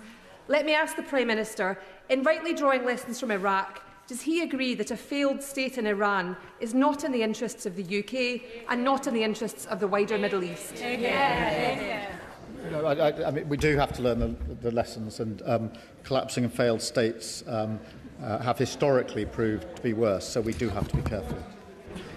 Sir Julian Lewis. If a missile battery in Iran was continuing to target British bases, would an airstrike against it be offensive or defensive? Mr. Speaker, I think I've made clear the base of this. The second decision, we have authorised the US to use our bases in order to take out the ability of Iran to make those strikes. That is legal because it's a collective self-defence. Sir Zan Joseph. Mr. Speaker, Iran's reckless attacks have fuelled further regional instability, putting British peoples at risk, along with our allies across the region. The attacks have naturally caused concern about what they mean for our own national security due to the rising oil prices, the cost of living. Does the Prime Minister agree with me that the UK continue to act decisively in our own national interest, including how these conflicts can impact every household in our country? Can I thank him for that question? We're very concerned about the wider impact, and that's why it's important that we continue to argue for de-escalation and a return ultimately to negotiation. Dr. Elijah. Thank you, Mr. Speaker. My party and I stand with all the brave Iranians who condemn the vile regime in Iran. We also condemn the deeply irresponsible and illegal attack by the US and Israel on Iran, launched in the middle of nuclear negotiations led by Trump, a clearly unstable loose cannon, and Netanyahu, a war criminal. The UK must stand unequivocally against this reckless action. So will the Prime Minister publish the legal advice he received on the initial American and Israeli strikes, not just the more recent advice on the defensive posture? And will he commit to a vote in this House on any UK involvement in this war? We are not at war, and we are not getting involved in offensive action that the US and Israel are taking. We've published a summary of the legal advice in relation to the decision that we took last night. That is in accordance with practice. It is not practice to publish legal advice or summaries in relation to defensive action. Liam Bann. Thank you, Mr. Speaker. I think the diffidence that we've heard towards international law this afternoon is as unwise as perhaps it is unsurprising. But just for the sake of clarity for the House this afternoon, can the Prime Minister confirm what would have needed to be true for it to be legal for him to have joined the offensive strikes last week? Because surely that would have required an imminent threat to our national security, which was simply not present when the decision to strike was taken.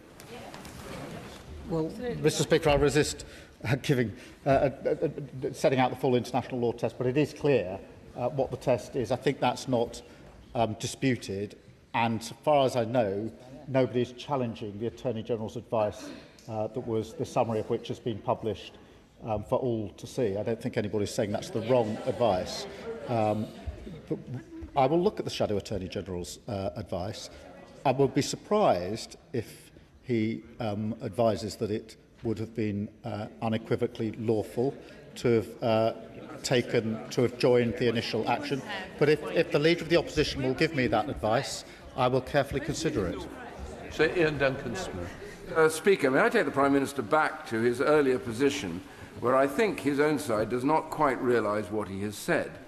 The Prime Minister said his reason originally for not allowing Fairford, for example, or even Diego Garcia to be used, was that would constitute for him a breach of international law because it would be us condoning an offensive operation.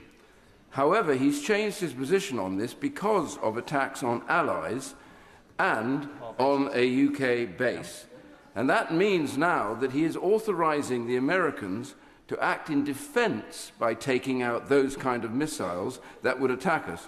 Surely that now means that the UK armed forces, in this case the Royal Air Force, could now be used by the government in no breach of international law in a defensive action to take out those missiles as well. There are two separate considerations, obviously. The first is the decision to whether to join the US and Israel in the first place, and the second was the decision we took last night. We started taking defensive action on Saturday by deploying our pilots to the skies in the region. So we'd already taken that action. We added to that defensive action last night by permitting the US to use our bases to strike at the capability of Iran to issue the strikes in the first place. David Taylor. Thank you, Mr. Speaker. It has been heartening to see the scenes of jubilations from Iranians, from Syrians, and from British Iranians in this country at the death of the evil Ayatollah. They hope it will enable them ultimately to finally gain their freedom from this horrific regime. As the situation evolves, could I ask the Prime Minister to please keep them in his mind's eye and engage and meet with some of the Iranian activists that reside in the UK? And in addition, can I ask that if it does look as if the regime is going to fall, officials can think about the ways in which we can support the Iranian people to rebuild their institutions, their infrastructure, provide aid, just as we are currently doing in Syria. Can I thank him? We must be absolutely clear that the future of Iran is for the Iranian people who've been brutally repressed for a very, very long time, including the terrible actions that were taken in January of this year. Richard Ford. Mr. Speaker, in his statement, the Prime Minister explained his disagreement with the US President about UK participation in the initial strikes, and I commend that decision.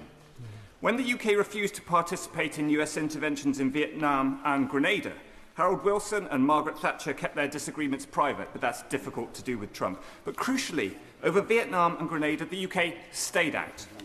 Can the Prime Minister assure the House that in the case of Iran, the UK isn't going to get dragged into this war on the basis of collective self-defence in support of allies in the Gulf? Well, I hope I've set out my position clearly in the reasons behind my decision. That is the basis upon which we made the decision last night. We'll keep it under review, and if it changes, I'll come back to the House. Yasmin Qureshi. Thank you, Mr. Speaker. We've heard this language before. Military intervention dressed up as necessity or out of humanitarian concern.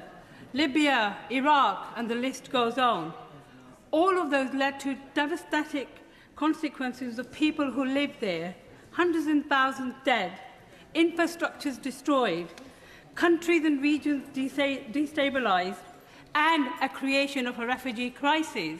And I hope that all of those who are chomping for this war will welcome the extra refugees that will be coming onto our shores in light of these particular consequences. Article 51 of the UN does not allow for regime change.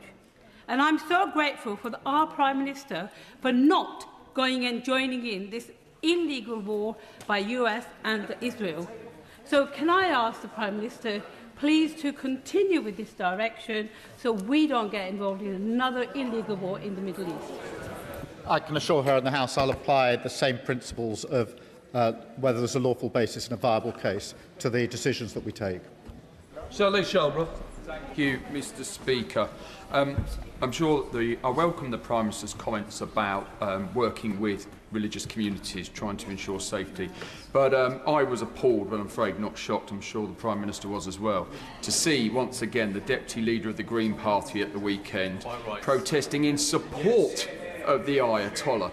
And I'm afraid that the Green Party has become a magnet for all of the people that he, quite rightly, kicked out of the Labour Party. And the hatred and the fear that runs through Leeds now, being whipped up at times by Councillor Mothin, is a disgrace, and West Yorkshire Police have begged Leeds City Council at times to have a named person to hire spaces which Leeds City Council run. And they wouldn't do that. And the reason the police wanted that because they can hold somebody responsibly. My Jewish community, Prime Minister, are terrified going into Leeds at the weekend. So may I ask the Prime Minister, will he ensure that he works closely with all policing authorities to ensure that my Jewish community and other communities can be safe? Well, can I thank him for his question? And I think we're all shocked by the actions of the Deputy Leader of the Green Party, perhaps not surprised given their recent turn of direction. And it is important that all of us set our face against anti-Semitism. And I have to say the argument that the Green Party makes that now is the time to get out of NATO and negotiate with Putin over our nuclear weapons is contrary to the British national interest. Thank you, Madam Deputy Speaker. There are direct flights from Newcastle to Dubai and many Geordies in the region, including in the armed forces. So I want to thank the Prime Minister for the steps he is taking to support and protect them, and particularly to acting within international law. Iran is a murderous, despotic state which has frequently threatened and does threaten UK security. But the sight of bombs raining down across the Gulf will not make my constituents feel more secure, especially when the impact on democracy and human rights in the region, and indeed the Iranian regime itself, is, to put it mildly, unclear. So what steps is the Prime Minister taking to bring this conflict, to help bring this conflict to an end and restore some semblance of security in the region? Can I thank you for raising the concerns of her constituents? And I do understand just how worried they will be, as will all of our constituents who are in the area. That is why it's important that we take measures in the region, as we are doing, to try and take the missiles out of the air, and that is the reason we've given permission to the US to use the basis for the limited and specific purposes that I've set out. Jeremy Corbyn. Thank you, Madam Deputy Speaker. Last Friday, the talks in Geneva were apparently making good progress, and there was a hope there was going to be some kind of agreement between the United States and Iran. 12 hours later, President Trump ordered attacks on Iran, the first victims of which were a group of school children attending school in the morning. They in no way can be held responsible for anything in Iran, human rights abuses or anything else. In his statement, it's unclear to me under what circumstances US forces will be allowed to use RAF bases. Can they use bases in this country to attack Iran? Can they use RAF Akrotiri for that? And are we, this country, sharing information with the US to further their war aims against Iran? Or could we not instead adopt a stance of trying to bring about an immediate ceasefire in order to prevent further dreadful loss of life across every country in the whole region, and the danger of this escalating into a semi-global conflict? The uses of the basis for collective self-defence of our allies and to protect British nationals, something I'm sure he would agree with, and specifically to take out the ability of Iran to launch the strikes that are currently going into allied countries and putting our nationals at risk. Can I be clear that we are not using Cyprus for this purpose? Alex Baker. Thank you, Madam Speaker. I thank the Prime Minister for his statement and for his leadership. My thoughts are with serving personnel in the region, and also can I mention our armed forces families in Cyprus, some of whom are my constituents. Clear communications from the Ministry of Defence will be crucial in reassuring these families feeling worried and uncertain at this time. In light of the growing threat, can I ask the Prime Minister about the UK's commitment under NATO Article 3 to be prepared? Does he agree with me that we need a total government approach to preparedness, with every minister in every government department clear on their role in meeting our obligations to ensure the UK can face the pressures of this increasingly unstable world? Well, can I thank her for all she does? And I know she has a lot of military families in her constituency, and she's right to be concerned for them, and I'm sure they will be feeling concerned themselves. We will ensure that we're liaising very closely with them wherever they are in the region to ensure that we do all we can to protect them and, of course, thank them for what they're doing. On the wider point she makes, it is important that the whole of government is committed to defence and security of the United Kingdom. Dr Andrew Murison. Deputy Speaker, the Prime Minister happily says that he has learnt the lessons of Iraq, a misadventure that his party is responsible for. would he agree with me that the lesson of Iraq is you do not use lethal force unless there's good evidence that you should do so, and in particular that there is a threat to the interests of this country, which there was not? And would he compare and contrast that with the situation that applies to what has happened over the weekend, when our friends and allies took preemptive action against a feral state that had enriched uranium to 60%, that posed a clear and present danger to ourselves, our interests and our allies? Well, I thank him for his question, and it is important that we all learn the lessons of Iraq, and there needs to be a lawful basis for action if it's taken, and there needs to be a viable case. John Grady. And I refer the House to the Register of Interests and the fact that I'm chair of the Qatar APPG. I thank the Prime Minister for his emphasis on compliance with the law.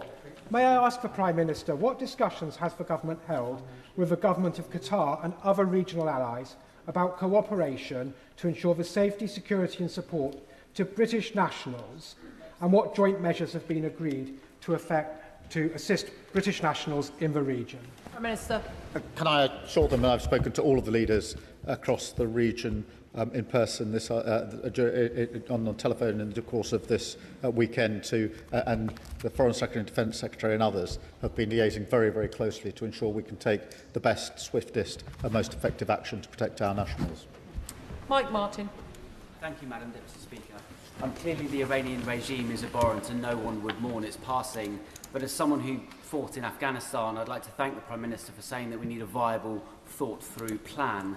Clearly the US doesn't have this plan. President Trump over the weekend said that they were planning on handing Iran over to some people, but then they killed them by mistake. So one of my concerns is the 440 kilograms of 60% enriched uranium in Iran. If the regime is wiped out, the country falls into chaos, what is the plan for the uranium? Prime Minister. I thank him for his question, and he points out the reasons why I've proceeded on the basis there must be a lawful case for what is done and a viable plan. I think the immediate vision import for us is to ensure that we do what we can to protect our citizens and de-escalate the situation so that we can get to a negotiated outcome. Debbie Abrahams. Thank you, Madam Deputy Speaker, and I thank the Prime Minister for his statement and his reassurance as well about the principles for involving the United Kingdom in any military action. It is so important that we're clear that the rule of law on this side of the House must stand by, as well as having a viable plan. Has my right honourable friend been able to have any discussions with the Arab states and also Turkey in terms of how we might build that plan for de-escalation as quickly as possible? Prime Minister. Can I thank her for a question and assure her that we've been having discussions all weekend with counterparts in the region to that end, which is how do we rise to the challenge that is currently before us, what action can we take to protect our nationals and our allies across the region, and how do we de-escalate? Lincoln Job. Thank you, Madam Deputy Speaker. Can I thank the Prime Minister for his statement? And I agreed with parts of it. I agreed when he said that it's an abhorrent regime. I agreed when he said that British civilians, British service personnel and British sovereign bases have been attacked. And I also agreed with him when he said that you can't shoot all the drones out of the air, you have to attack them at source. But his statement very cleverly then implied two things.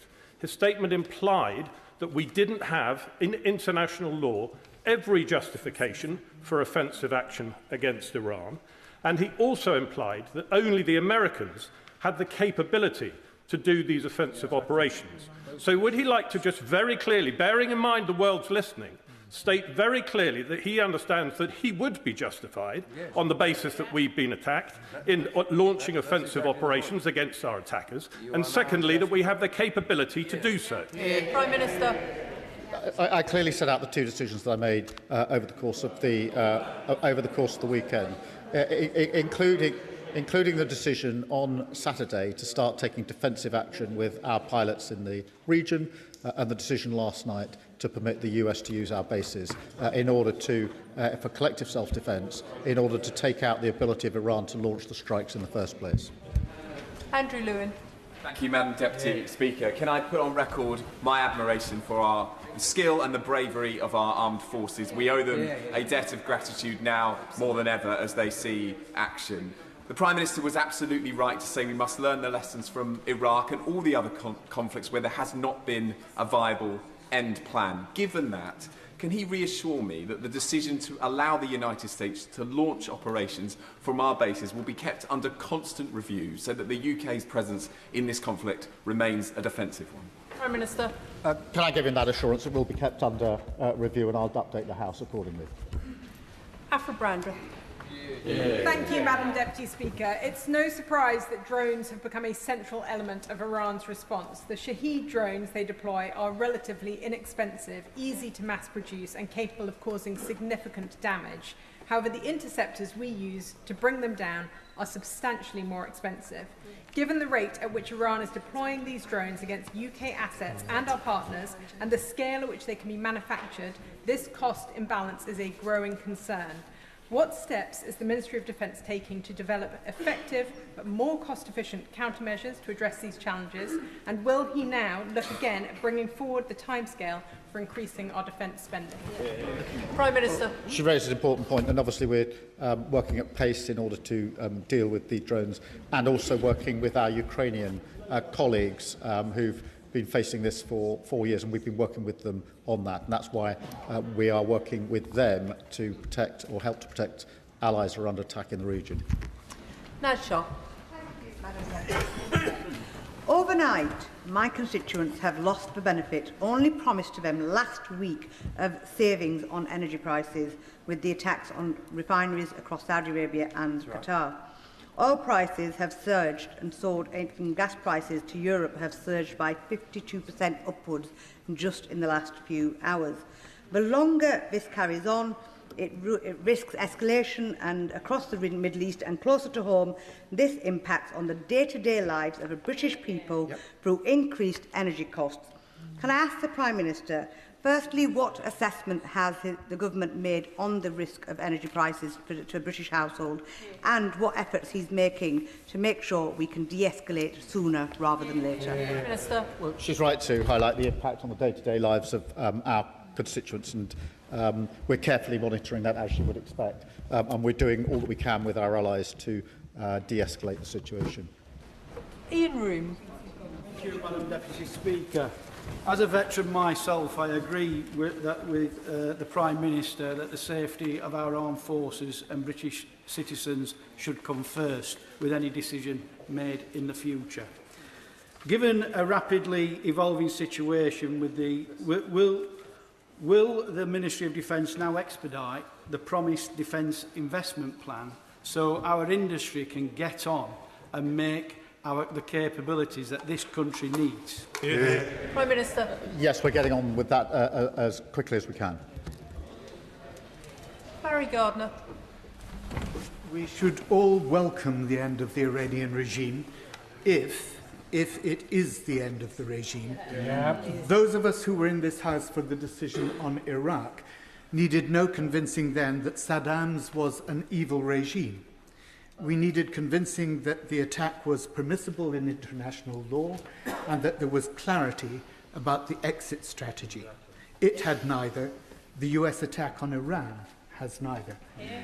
But the Prime Minister's broadcast justification of the use of our bases spoke of enabling a defensive strike. Words have meaning. A defensive strike is a contradiction in terms. The usual phrase is a preemptive strike, and in any language, a preemptive strike is an attack. Minister.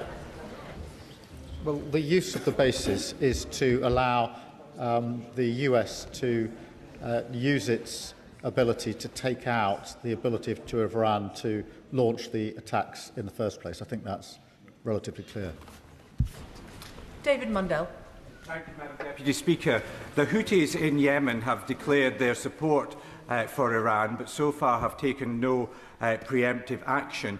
Given that the UK has previously been willing to take action against the Houthis, if they do become involved, would we be willing to do so again? Prime Minister. Well, I won't get into hypotheticals, but I will reassure him that both when the last government was in and we were in opposition, we supported that action, as was the case when we were in government and they were in opposition. So he can see what the consistent practice is there. Richard Baker. Thank you, Madam Deputy Speaker. The brutality of the Iranian regime is unquestionable, but does the Prime Minister agree with many of our constituents still in the region? Many people will be deeply concerned at the indication from the United States today that it will increase its airstrikes on Iran. Can he assure us he will redouble his efforts to take forward the strategy he has rightly set out today of de-escalation, an action which is in accordance with international law? Prime Minister. Well, can I acknowledge the concern of his constituents, as many of our constituents will be concerned. That is why it's our duty to take measures to protect them first and foremost and to de-escalate the situation. Andrew Rossendale. Thank you, Madam Deputy Speaker. The Prime Minister, I hope, agrees that current events show how vital military infrastructure is in the Middle Eastern region of the world. Yet, at the very moment when Diego Garcia is relied upon as a critical asset, the Prime Minister proposes to transfer sovereignty to Mauritius and lease the airbase back for our use. So, does he not realise what a catastrophic policy this is? And will he abandon this misguided plan and ensure that those islands remain under British sovereignty? Prime Minister. The deal secures the islands so that they can be used for the important purposes that they are used for. It's vital that we got the deal, otherwise we'd not be able to carry out the operations in the same way. Krishnara Ali. Thank you, Madam Deputy Speaker. This conflict has already cost lives, with civilians caught in the crossfire and hundreds of thousands of UK nationals stranded in the region. If it continues for the weeks ahead, it is only going to make it more difficult to evacuate our nationals. It will cause a humanitarian catastrophe and damage to the world economy. Can the Prime Minister say more about what he will do in the coming days to work with our EU allies and allies in the Middle East to try and bring an end to this conflict and return to diplomatic negotiations to secure peace and security and the protection of civilian lives? Prime Minister. Can I reassure her that we're talking to our allies in the region and to our allies in Europe and France and Germany in particular over the course of the weekend to be clear about the principles we're applying and to ensure that we're doing everything we can to de-escalate the situation. Jerome Mayhew. Seeking some clarity from the Prime Minister. Given his initial refusal of permission for the use of bases by the US, is it the view of His Majesty's government that the initial strikes by Israel and the United States were illegal? Prime Minister. Mr. Speaker, the question I was asked and I was answering was what would be the lawful basis for anything the United Kingdom would do. That is the question. That is the question I considered over the weekend, and that's what guided me in the two decisions I had to make about the United Kingdom. James Nation. Thank you, Madam Deputy Speaker. Prime Minister, I had 40 constituents with me this morning, and they were very concerned about the creation of a regional vacuum, specifically in places like Lebanon and Yemen. I wondered if the Prime Minister could confirm what steps the UK is taking to prepare targeted stabilisation and humanitarian efforts in countries that are most exposed should the Iranian regime change. Prime Minister. Well, I thank him for that, and it's very important that we take those measures in the countries that are most exposed, and we're talking to our allies about how we can do that. Tim Farron. Madam Deputy Speaker, I had the opportunity to visit the West Bank in Israel a couple of weeks ago, where these actions were being anticipated and largely with some dread. The great sense I got from talking to both groups of people was this sense of deep national trauma, and in no small part caused by the action of Iranian-backed terrorists. But what does the Prime Minister know about the ultimate intentions of either the Israeli or American governments here? What is their exit strategy? What are their objectives? There can be no probability of a regime change that comes from all this. So how does this make the lives of the Iranian people any better and the lives of the wider Middle East any more secure? Can I thank him for raising the West Bank, which is a cause of great concern, only intensified by the actions of recent days, and I'm not surprised that it's caused deep concern in the West Bank, and tell him that so far as the UK is concerned, I've clearly set out what our strategy is and the basis for the actions that we are taking. Bill Esterson. Deputy Speaker, the Energy Security Select Committee has heard multiple sets of evidence about the risk of our dependence on fossil fuels because of the volatility of prices. The way the oil and gas prices have gone up has been a salutary reminder of exactly that evidence. And remember, gas sets the price for our electricity most of the time as well. So isn't it the case that the energy transition is not a matter of ideology? It is a matter of both national security importance and economic importance. Prime Minister. Can I thank him for his question? And among the reasons for pushing ahead with renewables is because it gives us energy security and independence, which is hugely important at a time like this. Can I please urge members to make their questions significantly shorter? There are still a huge number seeking to catch my eye. I know we're going to have an exemplary performance from Mark Pritchard with a very short question, please. Yeah. Well, when British children are being bombed in Dubai and when the British military are being attacked in Cyprus, Qatar, in Bahrain, can I ask the Prime Minister why it is that it seems like, and I hope you'll forgive me, he's frozen with indecision, entangled in his own legalese and fretting about his own backbenchers, looking to the left in his own party as much as looking to the Middle East. He will know at that dispatch box that I've supported him time and time again on foreign policy decisions. But I have to say to him today, it is not his finest hour, that he's looking very weak, and that is not in our national interest. Prime Minister. I have been absolutely focused only on British nationals this weekend. That has been the total focus of my attention, and it's a disservice to him to suggest otherwise, really. Absana Begum. Madam Deputy Speaker, a constituent who fled Iran fought through tears as she told me how she worked. She wanted an end to the regime in Iran that had targeted her and her loved ones, and also said that she wanted absolutely no illegal military intervention from external forces. Does the Prime Minister understand that by enabling the use of military bases in the government's allies, in this case the US and Israel's illegal actions, that it is dragging our country into a wider conflict of which it does not have the power over the outcome, and that risks making all of us more, not less, safe? Prime Minister. No, our decisions were made to protect British citizens and British nationals, and I stand by that decision. Edward Morello. Deputy Speaker, the Iranian regime is a murderous regime. It is an exporter of terrorism.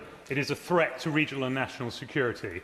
Its removal is good for British security. It is good for the Iranian people. But what comes next is even more important than what has happened. The Prime Minister has repeatedly said he wants a viable, thought-through plan. Does he think that President Trump has a viable, thought-through plan for what comes next? Prime Minister. Well, Madam Deputy Speaker, we're obviously discussing all matters with the US all of the time. I'm absolutely clear what our plan is and what the basis for our decisions are, and I've set them out to the House. Luke Meyer. Thank you, Madam Deputy Speaker. Our primary duty at this time must be the safety of British nationals in the region. People like my constituents, the Foreman family, who are currently trapped abroad and not knowing when they will be able to come home. Their father's medication is running out today, and they have no idea whether they will be able to obtain those drugs. So what assurance will the Prime Minister provide that consular support will be put in for families like my constituents to make sure they can get the medication that they need and ideally come home as soon as possible? Prime Minister. Can I assure him that we're taking every step we can to ensure they have the support that they need, including steps over the course of this weekend? Greg Stafford. Thank you, Madam Deputy Speaker. And can I associate myself with the comments from the Prime Minister about our service personnel in Bahrain and in Evacuation, which I had the pleasure of visiting in the summer.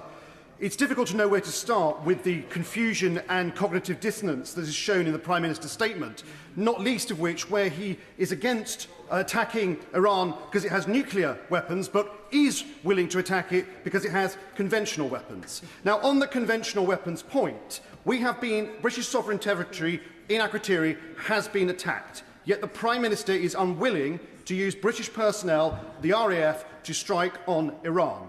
What would it take for Iran or any other state actor to do to this country for him to act?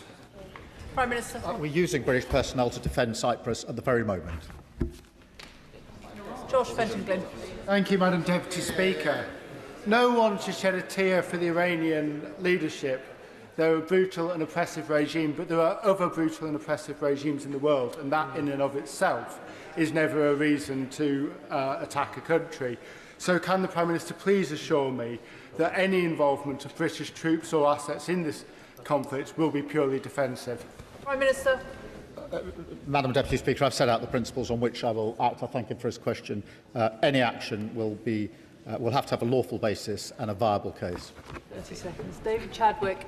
Thank you, Madam Deputy Speaker. As long as the Iranian regime exists, it will continue to pose a direct threat to our security and to stability across the region. Yet Cabinet Office figures show that non-ODA integrated security fund spending for the Middle East is set to fall by a third in the coming years. Can the Prime Minister explain why funding to counter Iranian threats is being reduced at precisely the moment that those threats remain so acute? Minister. We're taking a number of measures to deal with Iranian threats, as he would expect. Kim Johnson. Thank you, Madam Deputy Speaker. The Prime Minister claims that lessons have been learned from Iraq. I really hope that is true. Netanyahu and Trump instigated an illegal act of aggression, putting thousands of people's lives at risk, including UK nationals and the military. So does the Prime Minister agree with me that diplomacy and de-escalation is needed and for not bringing Britain into a reckless and catastrophic war? And can you provide some details about this viable, thought-through plan in terms of repatriating our nationals? Prime Minister. Can I assure her I'll continue to apply the principles I've set out and work to de-escalate across the region? Craig Smith. Thank you, Madam Deputy Speaker. The Iranian regime ignored the JCPOA, which completely failed. The Iranian regime's terror activities have reached these shores. And while we meet here this afternoon, the Iranian regime's rockets rain down on our allies across the Middle East, including Hezbollah's rockets into Israel. So can the Prime Minister set out clearly what evidence underpins his view that this Iranian regime is in any way, shape or form interested in coming to the negotiating table? Prime Minister. My point is simply that in the end and ultimately there will have to be a negotiated outcome when it comes to nuclear weapons. But at what point that happens is obviously unclear, particularly after the last few days. But that is why it's been the consistent policy of both our parties for years that this should be a negotiated outcome. It was his party's policy until Friday of last week. Rupa Huck. Thank you, Madam Deputy Speaker. Door knocking in Ealing yesterday, a student whose parents fled Iran in 1979 told me how overjoyed they are to get rid of this despotic, tyrannical regime.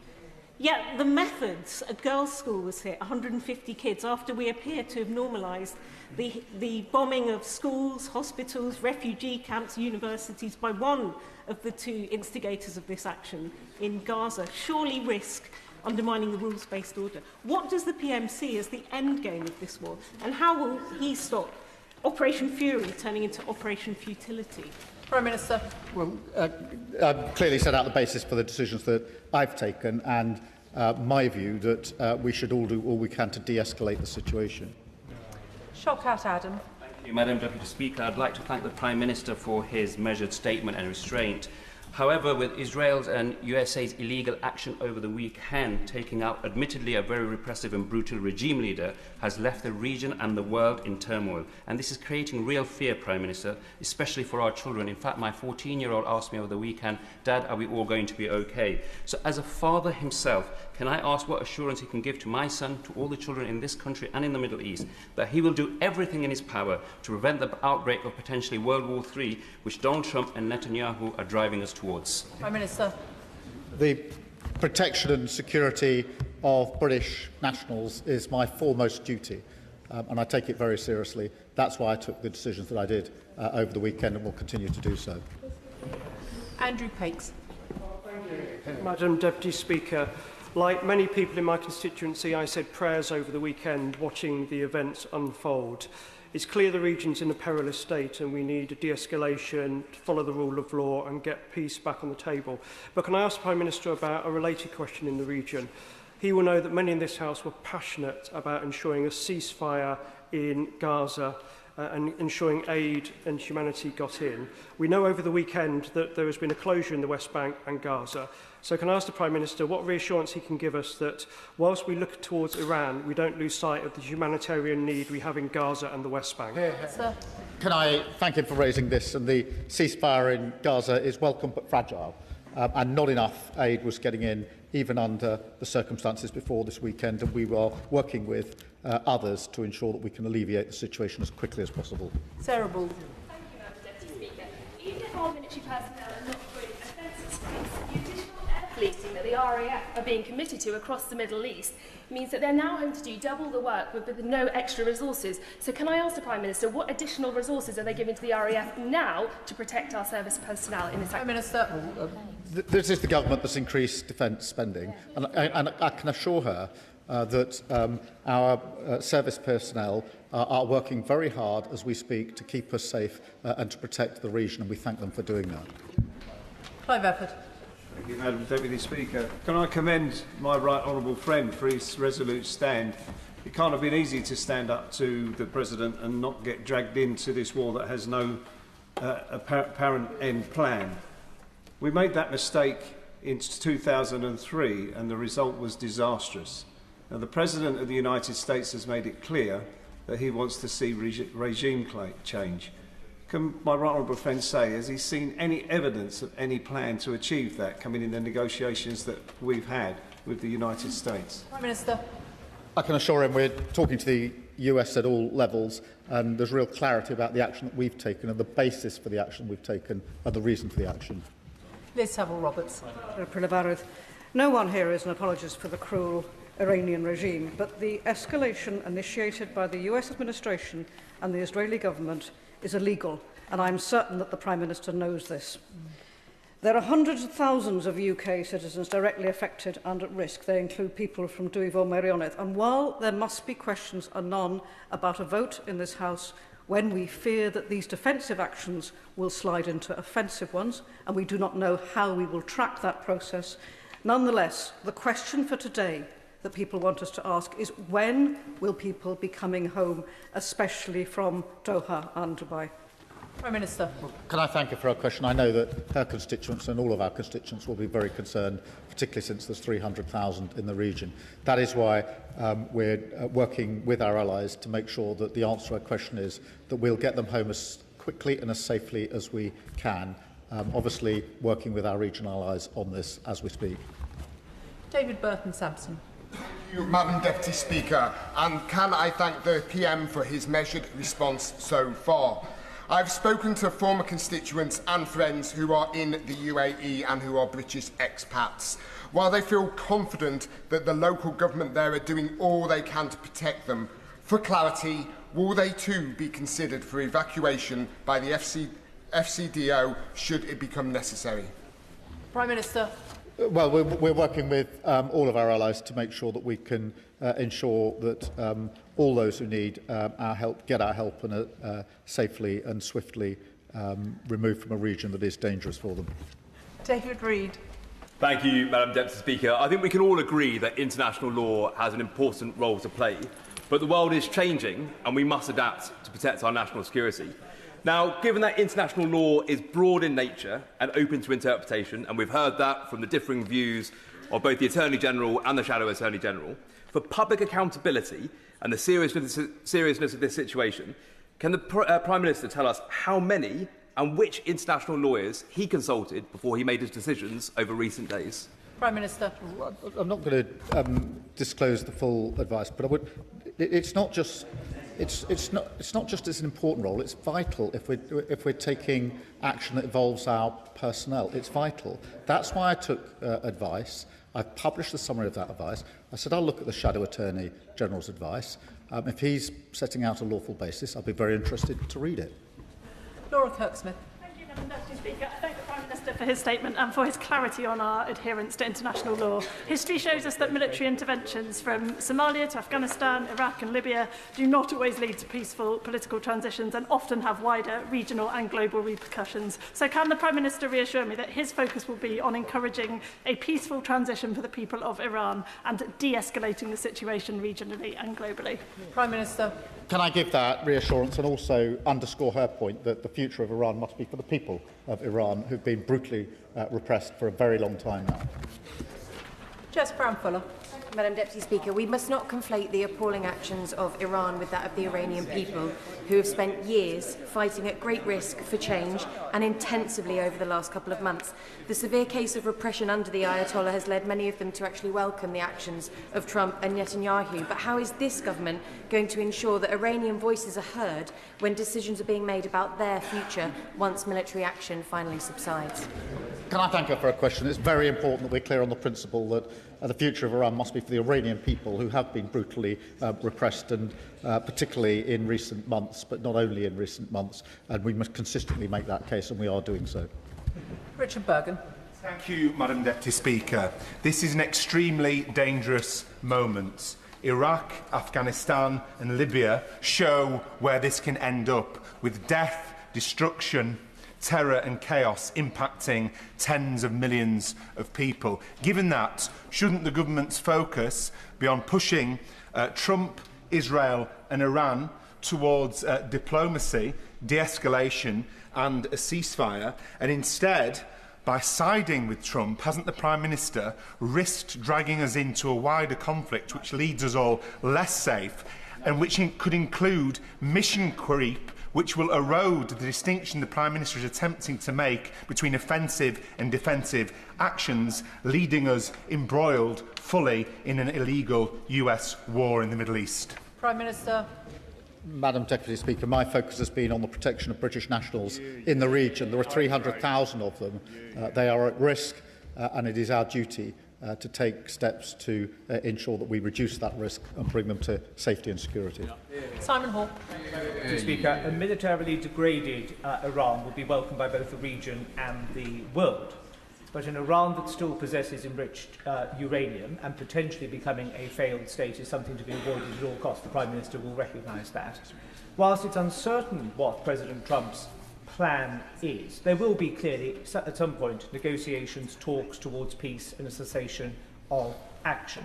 Will he impress upon the American administration that now is the opportunity to link progress for ordinary Iranians, their democratic rights, their freedoms and their civil liberties, as part of that, and not just view it as a military degradation exercise? Prime Minister. Can I thank him for his question and agree with the way he puts it? It is very important that we deal and acknowledge the brutal repression of Iranian people for so many years. Jim Dixon. Thank you, Madam Deputy Speaker. Can I express my support for the government's handling of the events this weekend, particularly the clarity given by the Prime Minister today that international law is paramount, and also the priority given to the safety of UK citizens. Does he agree with me, however, that this will only end when Iran and the US and allies get round the table, talk about nuclear de-escalation, and Iran abandons its nuclear ambitions?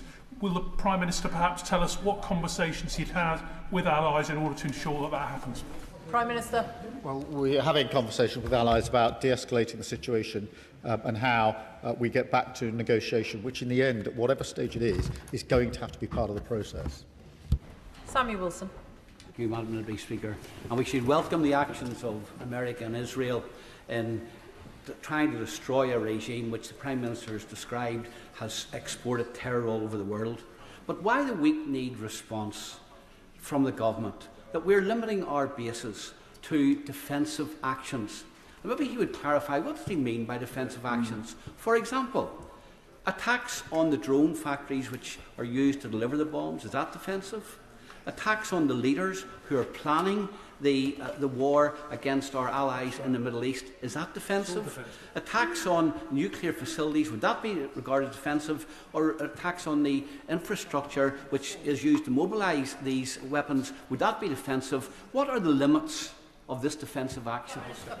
Can I be absolutely clear with him that the action which we've authorised from our bases is to take action to take out the capability of Iran to launch these attacks, and that of course means taking out their capability, the launchers and the infrastructure that sits behind it. Of course it does. Amanda Martin. Thank you, Madam Deputy Speaker, and thank the Prime Minister for his calm and measured approach and reassurance today.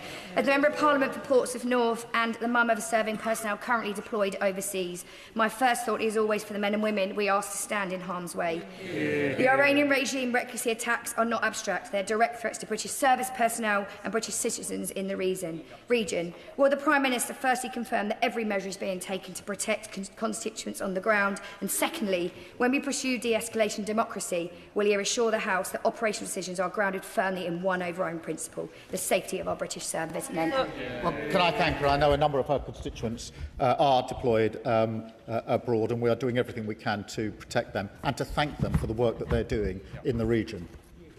Ben Spencer. Speaker, I've heard a lot of legal analysis from the Prime Minister, but nothing on what he thinks is morally right. Isn't the biggest risk to international law when leaders hide behind legal advice to avoid taking responsibility for their decisions? To ask our service people to act when we don't have a lawful basis will be the dereliction of moral purpose, in my view. Rebecca Long-Bailey. Thank you, Madam Deputy Speaker. There is no doubt that the Iranian regime is abominable, but it's clear that the initial joint strikes on Iran were neither defensive nor lawful, and now as the situation dangerously escalates, hundreds of innocent civilians are now dead across the Middle East, and UK personnel and citizens are at risk. So I know the Prime Minister's outlined that his aim is a negotiated settlement.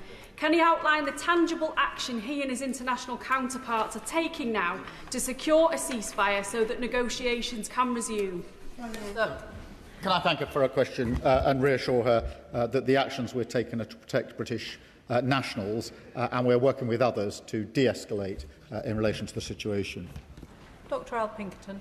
Thank you, Madam Deputy Speaker. Since coming to the Chamber today, a senior Iranian commander has said that they would seek to bomb Cyprus to force out US aircraft from our sovereign bases.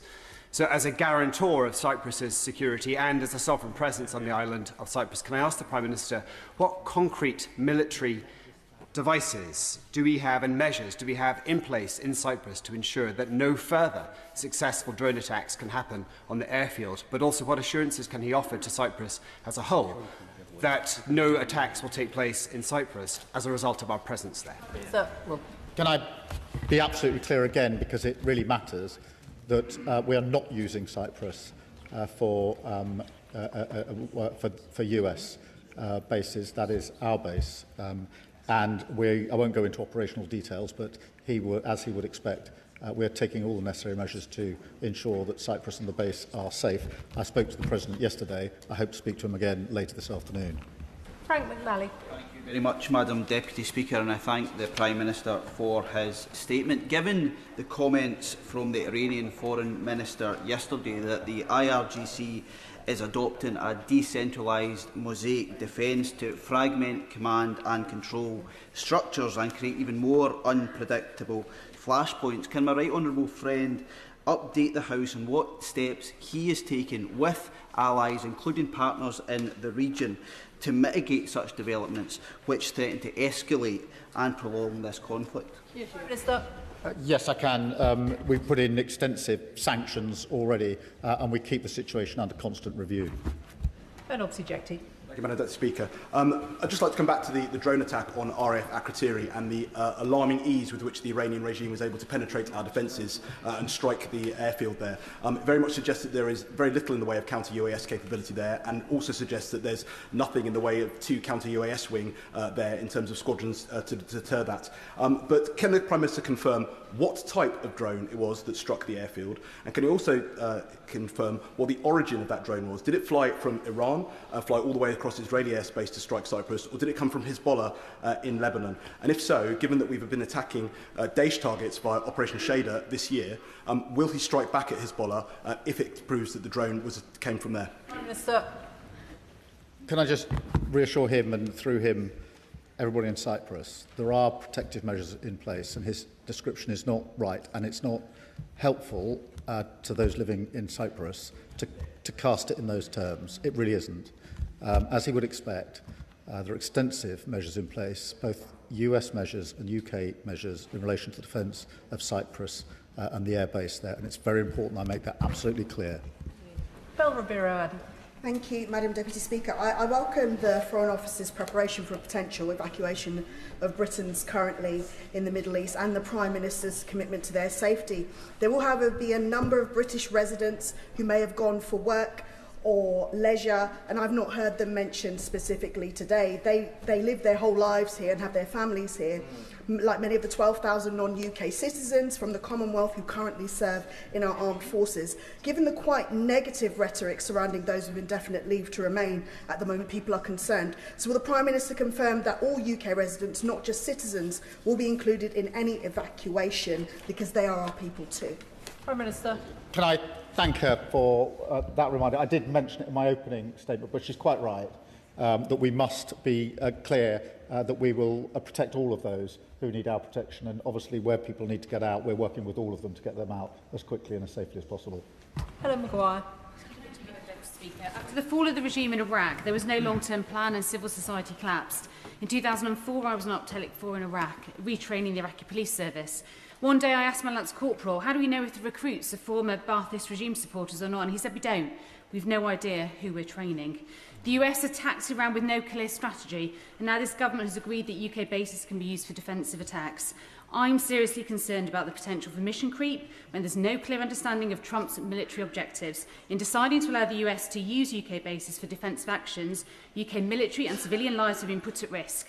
Military operations with no clear objectives tend to fail. So can the Prime Minister explain how such a decision was made which could lead to mission creep when we have no understanding of Trump's long-term military aim or post-conflict plan? Can I thank her for a question? The decision was taken to allow the bases to be used to protect our nationals.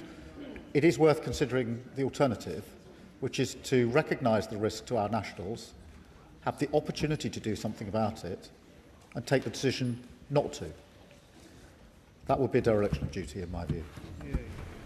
Can I respectfully suggest to colleagues, by the time they get onto page 2 of their question, it is too long? Mark Sewards. Thank you, Madam Deputy Speaker. The Iranian regime kills its own people. It funds terrorist proxies in Hamas and Hezbollah. It backs Putin's aggressive war in Ukraine, and now it puts British civilians and our armed forces in the firing line. By some accounts, it is already a failed state. I absolutely back the Prime Minister's decision to allow UK military bases to be used by the US for defensive strikes, given the attacks on our bases in the Gulf and Cyprus. But does he agree, given the threat Iran poses on our streets here, the absolute minimum we should do is prescribe the IRGC, along with any other organisations that threaten British civilians? Well, can I assure him we keep that under review, and we have already put in place a considerable number of sanctions. Dr Neil Shastri-Hurst. Thank you very much, Madam Deputy Speaker. The Prime Minister set out in his statement with some clarity the threats posed by Iran. Taking that into account, does he not recognise that treating international law as a rigid instrument as opposed to a flexible one, as he appears to do so, risks binding our hands when it comes to national security? Prime Minister. I've made the point a number of times. It's important there's a clear legal basis. I'm not actually sure what the position of the party opposite is. Are they saying they would have joined the original strikes irrespective of whether it was lawful or not. I haven't heard a clear answer to that. It would be very helpful to have one. Graham Downey. Thank you very much, Madam Deputy Speaker. Iranian action in the Strait of Hormuz, as well as the attacks on energy infrastructure, is driving up energy prices, or risks driving up energy prices here in the UK as well. Will the Prime Minister make sure that in the coming days and weeks he makes clear where the blame for any rising energy prices lies, and that is with Iran? And will he make sure he's holding any discussions possible to support people in this country, including in my constituency, with any rising bills that are affected? Prime Minister. Yes, can I give him that assurance? It will be of concern for his constituents and so many of our constituents, and we'll take every measure to protect them. Saoirse Eastwood. Thank you, Madam Deputy Speaker. People in Northern Ireland are entitled to be British, Irish or both, and as such, many have travelled to the Middle East on an Irish passport. We know the FCDO have asked people helpfully to register. However, those Northern Irish citizens that have an Irish passport that are also UK nationals cannot register. Will the Prime Minister assure me that he will work to make sure that my constituents in Lagan Valley and across Northern Ireland will not be left behind? Prime Minister. Can I thank her for raising that, and I'll get to the bottom of it and make sure that the concern she's raised is properly, fully and swiftly addressed. Jeevan Sander. Thank you, Madam Deputy Speaker. I thank the Prime Minister for raising the spectre of Iraq. We remember on this side in this House how a bloody invasion can lead to brutal civil wars. We know the aftershocks of now will last years and not days. And we're also seeing, of course, energy prices spike, oil up by 10%, gas up by 50%. So can the Prime Minister assure me that he will act to restore peace in the region, as well as make life and keep life affordable for our citizens? Prime Minister. Yes, I can give him that assurance. It's very importantly raised it. I thank him for doing so. Dr Luke Evans. The Prime Minister has been explicit on two decisions. One to say no bases were used, now some bases can be used. Could he set out specifically how this interacts with the Diego Garcia bill and the exchange of notes from 1966 between the UK and the US? Prime Minister. It doesn't. It's the simple use of bases operationally, which has been agreed as of last night. Chris Vince. Thank you, Madam Deputy Speaker. And can I join the Prime Minister in paying tribute to our brave service and personnel who every day work incredibly hard to keep us safe, and also his particular leadership on this matter. I have a number of constituents from my constituency of Harlow who are currently trapped in Bahrain and Dubai, one of which is pregnant. What advice can the Prime Minister give to them who are worried about their safety? Prime Minister. Can I thank him for raising the case of his constituents? I'm sure they're very anxious about the situation, and assure them and him that we're working at pace with our allies to get a safe and swift route for them to come out of the region, which is what they all want. Vicky Slade. Thank you, Madam Deputy Speaker. I want to go back to the original attacks. Last year, Trump told us that he was attacking Iran to destroy any possibility of them getting a weapon, and he told us afterwards that he had obliterated the threat for years to come. Given that that was the justification for the attacks last week, and now Israel have said that it had been planned for months, it seems questionable, the urgency of the attack. So what can the Prime Minister tell us about determining the facts around the justification for this and the presence of nuclear materials, so the basis of any future action is clear? Prime Minister. I thank her for a question. And, as I said, I took two decisions over the weekend. The second was allow the basis to be used because of the actions of Iran and the need to protect our citizens, our nationals. Martin Vickers. Thank you, Madam Deputy Speaker. The Father of the House is no longer in his place, but can I put on record my support for the words of caution that he expressed earlier? And can I turn the Prime Minister's attention to oil supplies? It's not just the risks to shipping, but also I understand from contacts in the industry that some refineries in the region are shutting down. Clearly that could have a serious impact on business in this country. Could the Prime Minister assure us that contingency arrangements are in hand to maximise oil supplies? Prime Minister. Can I thank him for raising that issue and assure him that we are taking measures with our allies to safeguard the supply and do all that we can to ensure that we have the energy we need where we need it. Suella Braverman. Whilst the Ayatollah has been toppled, the IRGC remains intact, and the IRGC is indeed the head of the snake as the sponsor of global terrorism. Now, despite many urgings, the previous Conservative government failed to prescribe the IRGC. His government has made the promise to do so. Nothing has happened yet. If not now, then when? Prime Minister. Well, as she will know from her time in office, this is kept under review, but we have put extensive sanctions in, as the previous government did. Alberto Costa. Thank you, Madam Deputy Speaker.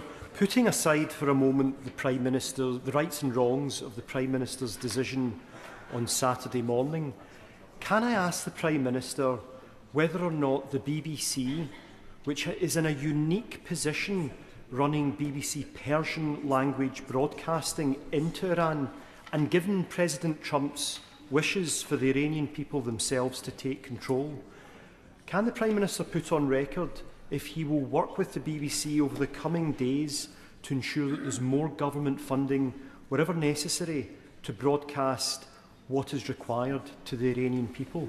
Prime Minister. Well, it's very important that the BBC reports and broadcasts in the way that it does, and we support them in doing that. Josh Babarindi.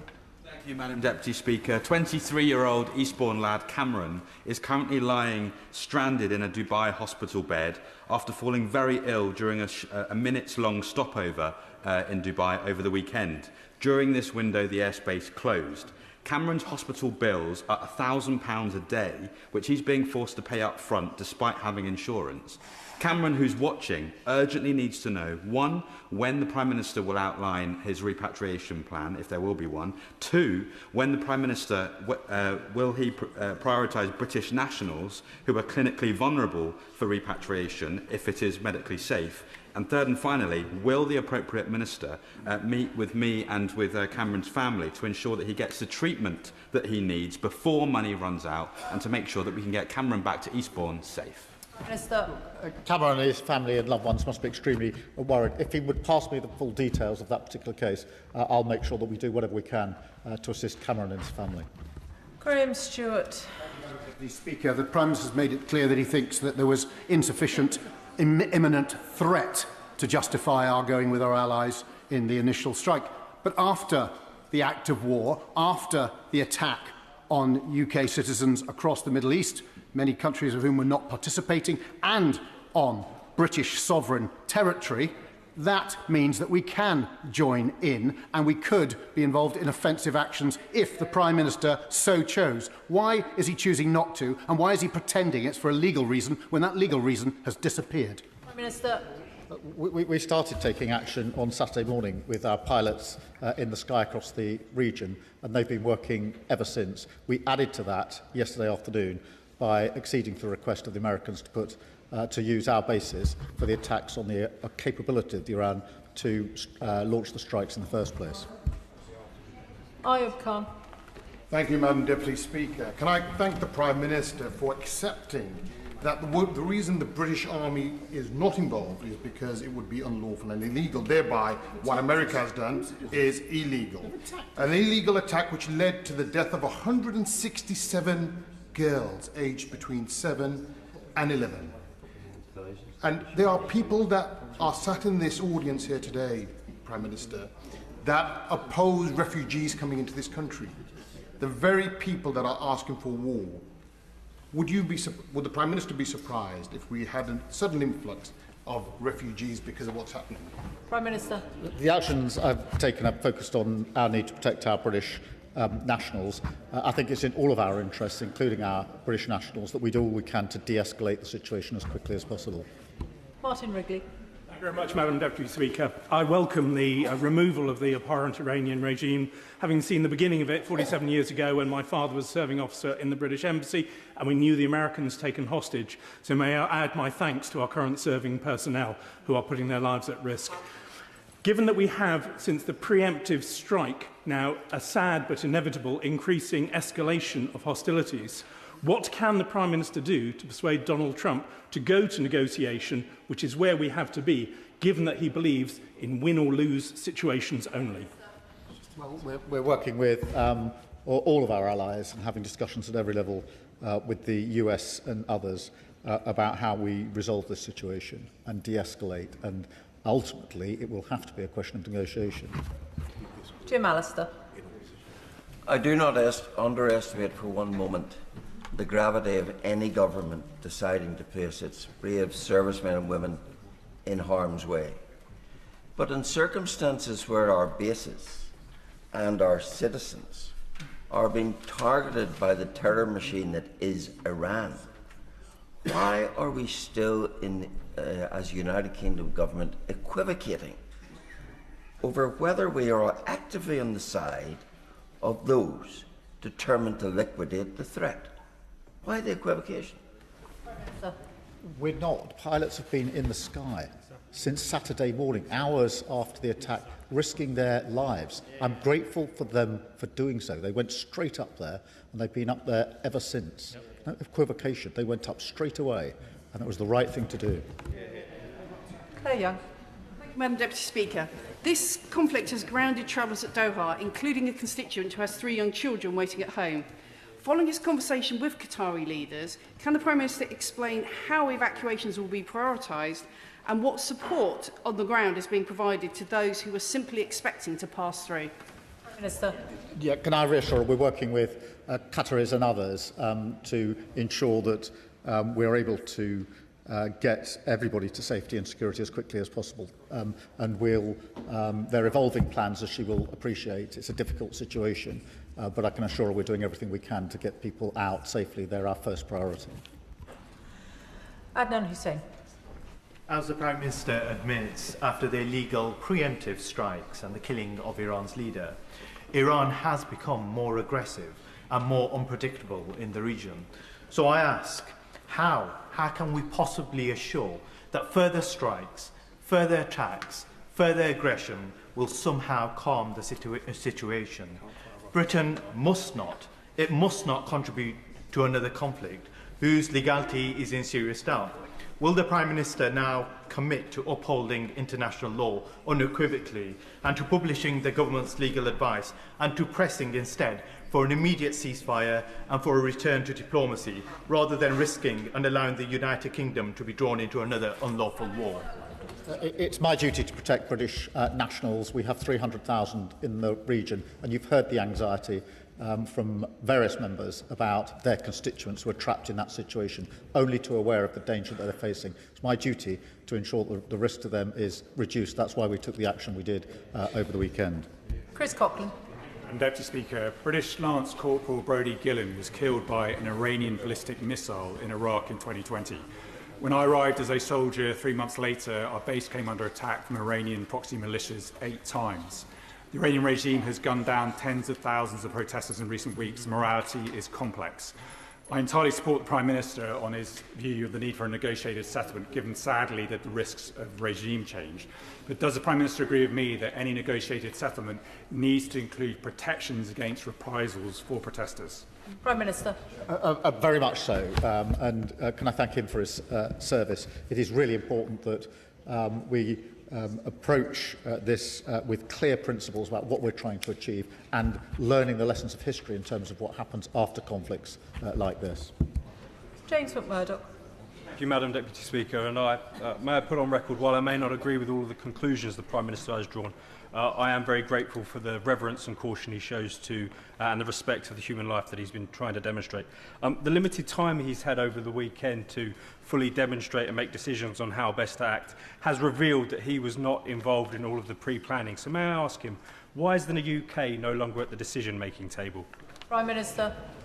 Well, we talk to our allies all of the time, as he knows and would expect. And we talked to them extensively over the weekend in response to the situation as it developed. Paul Kohler. Madam Deputy Speaker, I applaud the Prime Minister's judgment in this matter. I'm in contact with British nationals trapped in a hotel in Qatar. They texted me a few minutes ago to say there has been a lack of messaging from our government to those of us who are seeing missiles passing overhead and more than 30 explosions just today. They're desperate for news on evacuation plans, but the consulate auto-reply is currently advising them on how best to enjoy Ramadan. Can the Prime Minister please ensure our consulates redouble their efforts to give information and reassurance to our nationals across the region?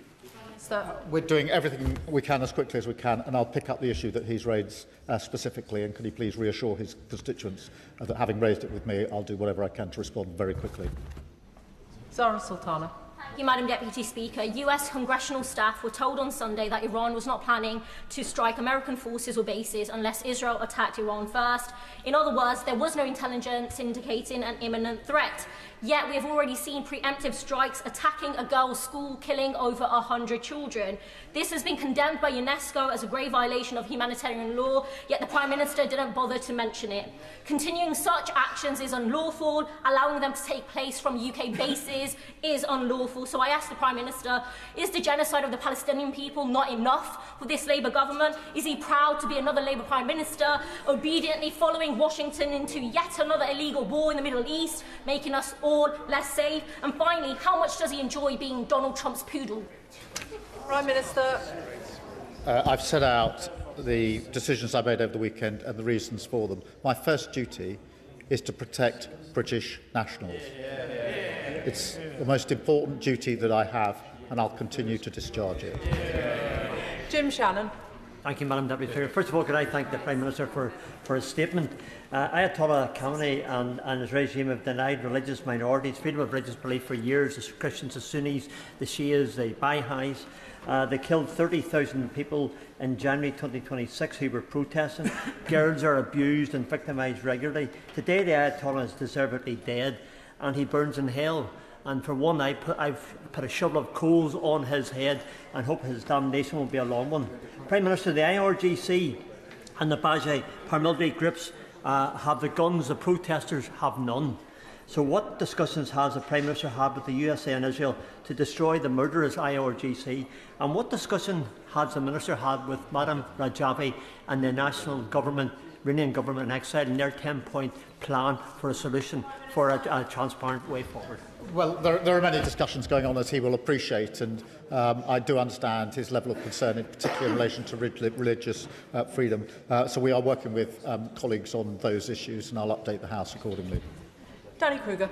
Thank you very much, Madam Deputy Speaker. I don't know what's more humiliating for the United Kingdom, the moral weakness of a government that can't distinguish between right and wrong and can't even take a sovereign decision without consulting international lawyers, or the material weakness of a country that has just decommissioned its last frigate in the Gulf and, as the Prime Minister has said in his statement, does not have the capability to defend our own citizens in the region. So given this position of neutrality and impotence, will the Prime Minister clarify what exactly he means by defensive versus offensive action? The whole operation is defensive according to the terms that the Prime Minister has set out. Or does he expect that the British will have some sort of operational veto on individual flights that the Americans take off from our bases? Minister.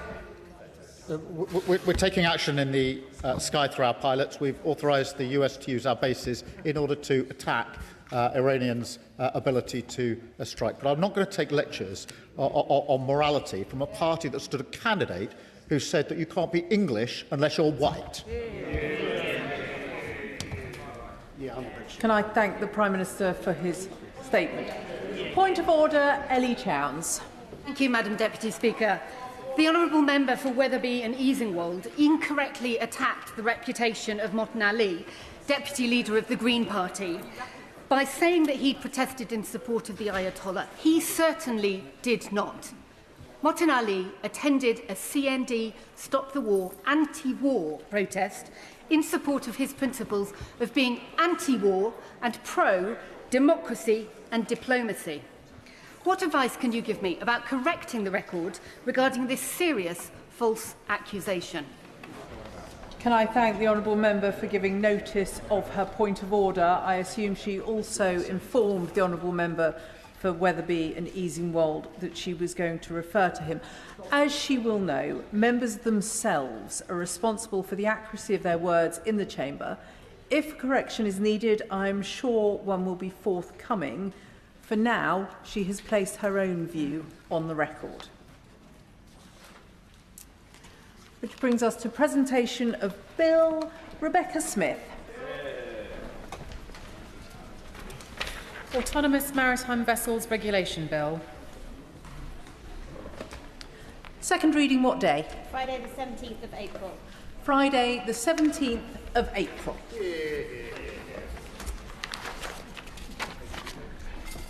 The clerk will now proceed to read the orders of the day. Representation of the People Bill, second reading. Now, The reasoned amendment in the name of the official opposition has been selected.